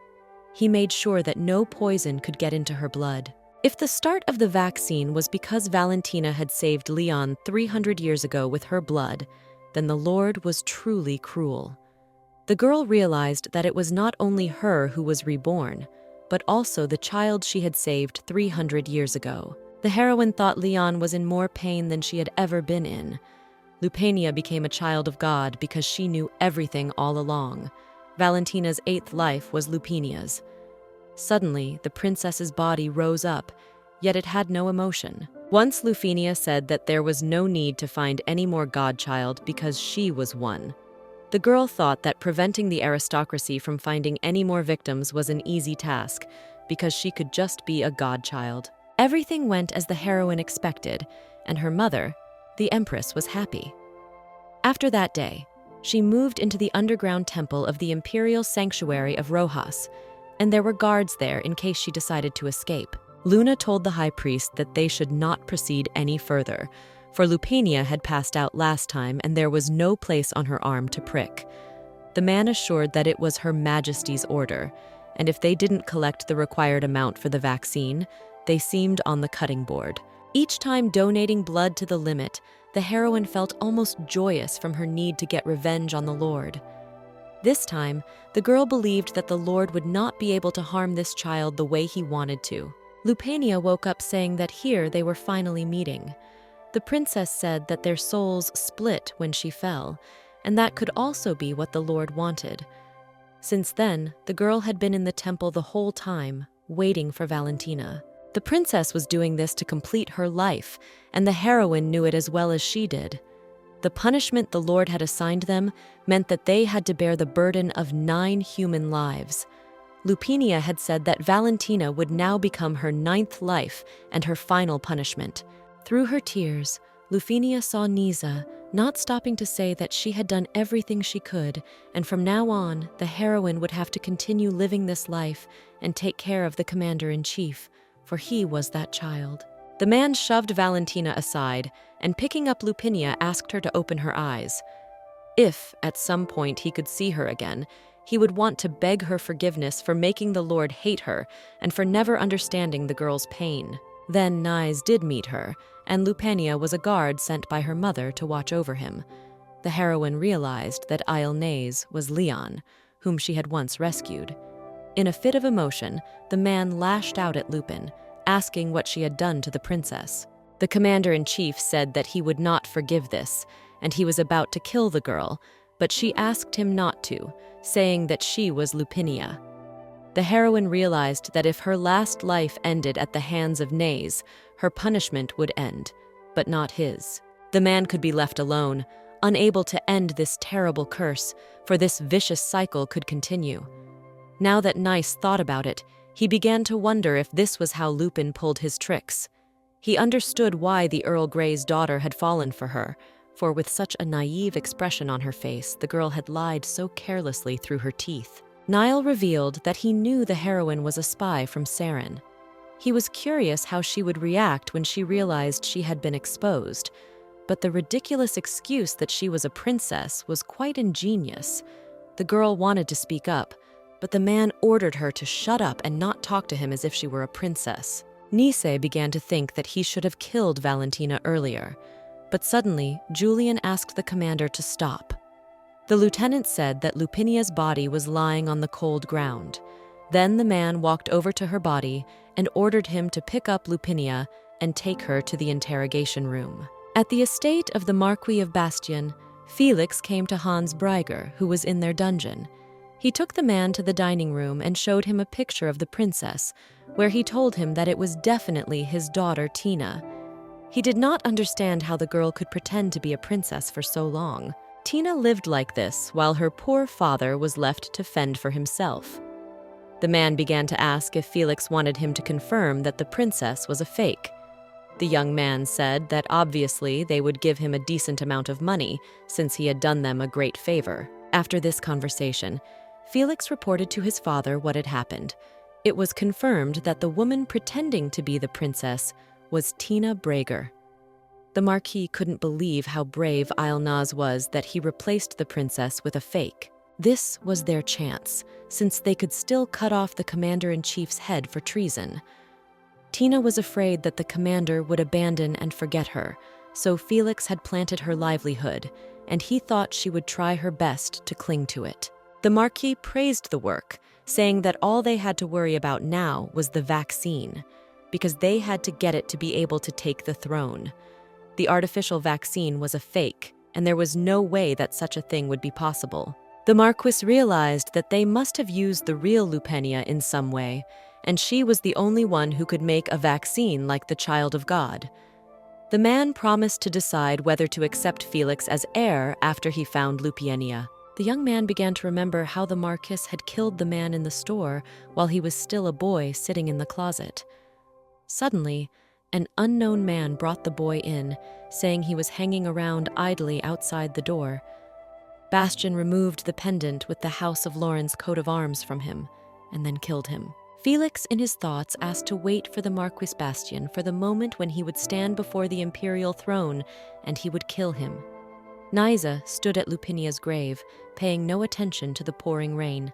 The soldier told Kiki that he had not seen Lupin for several days, and it came as a surprise to him that the servant was a woman.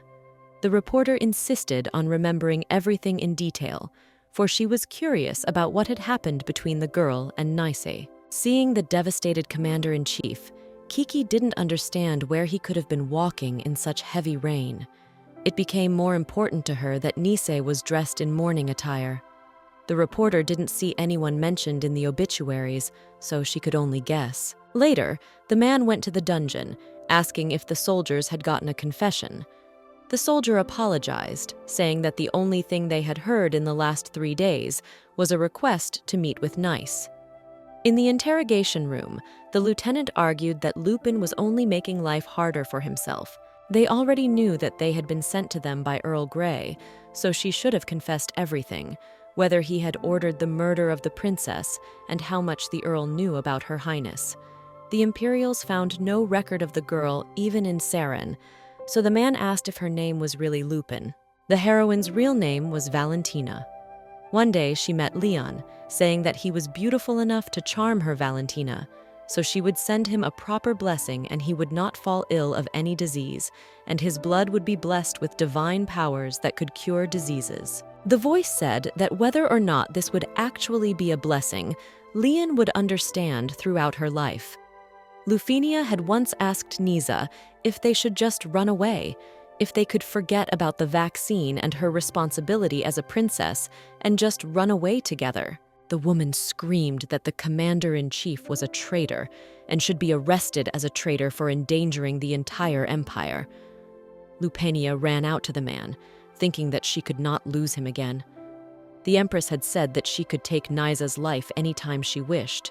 The girl had to think hard before she acted. In the next flashback, the princess had too much blood taken, and she did not regain consciousness, and her heart stopped. Afterward, the heroine woke up in Lupin's body, near the twins. Presently, Valentina, through tears, asked to call for Nisa, after which she promised to tell him everything. The man stepped in, saying that he would personally listen to the princess's killer, so Julian needed to leave them alone for a while. The commander-in-chief asked to continue, because telling him everything from beginning to end without a single lie could serve the girl better. The heroine began to ask whether the man was eating well and whether he was still suffering from insomnia. There were herbs in her bedroom drawer, and Nisei should have made tea. Suddenly emotional, the man lashed out at Valentina, asking what she was trying to accomplish. The commander recognized that the girl had been very persuasive before. Even though he had his suspicions about her, the man was awed by her violet eyes. Her violin performance, her lips, and her pathetic attempts to make him think of the princess annoyed him. He had been foolish to want this to go on for any longer. When the time came and the heroine's identity was revealed, Nice was still trying to find excuses to keep her by his side. The man couldn't understand why Valentina had killed an innocent man. He wanted to hear why he should keep the girl alive. The heroine abruptly pounced on Nais and started kissing him. Suddenly, the commander-in-chief smelled the same scent from the girl that the princess had. The man lashed out, asking why this was the way she was trying to placate him.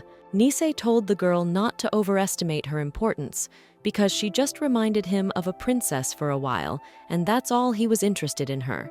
The heroine said that a man couldn't kill her anyway because she was God's child. Valentina knew that Princess Lupinia was just as much a godchild, and she knew that they had used her blood to create a vaccine, and now that the princess was Metva, she was the only godchild and there had never been an artificial vaccine. If they wanted to produce vaccines in the future, Nisa would need to handle her with care. The man ordered silence, for they couldn't trust a spy. Then the girl grabbed a pen and cut her hand. If Naze needed blood, she had plenty of it. They could get some holy water and mix it with that. Now they could see if she was telling the truth. The man thought the heroine had lost her mind, but the woman said she would no longer let Nisei carry this burden alone.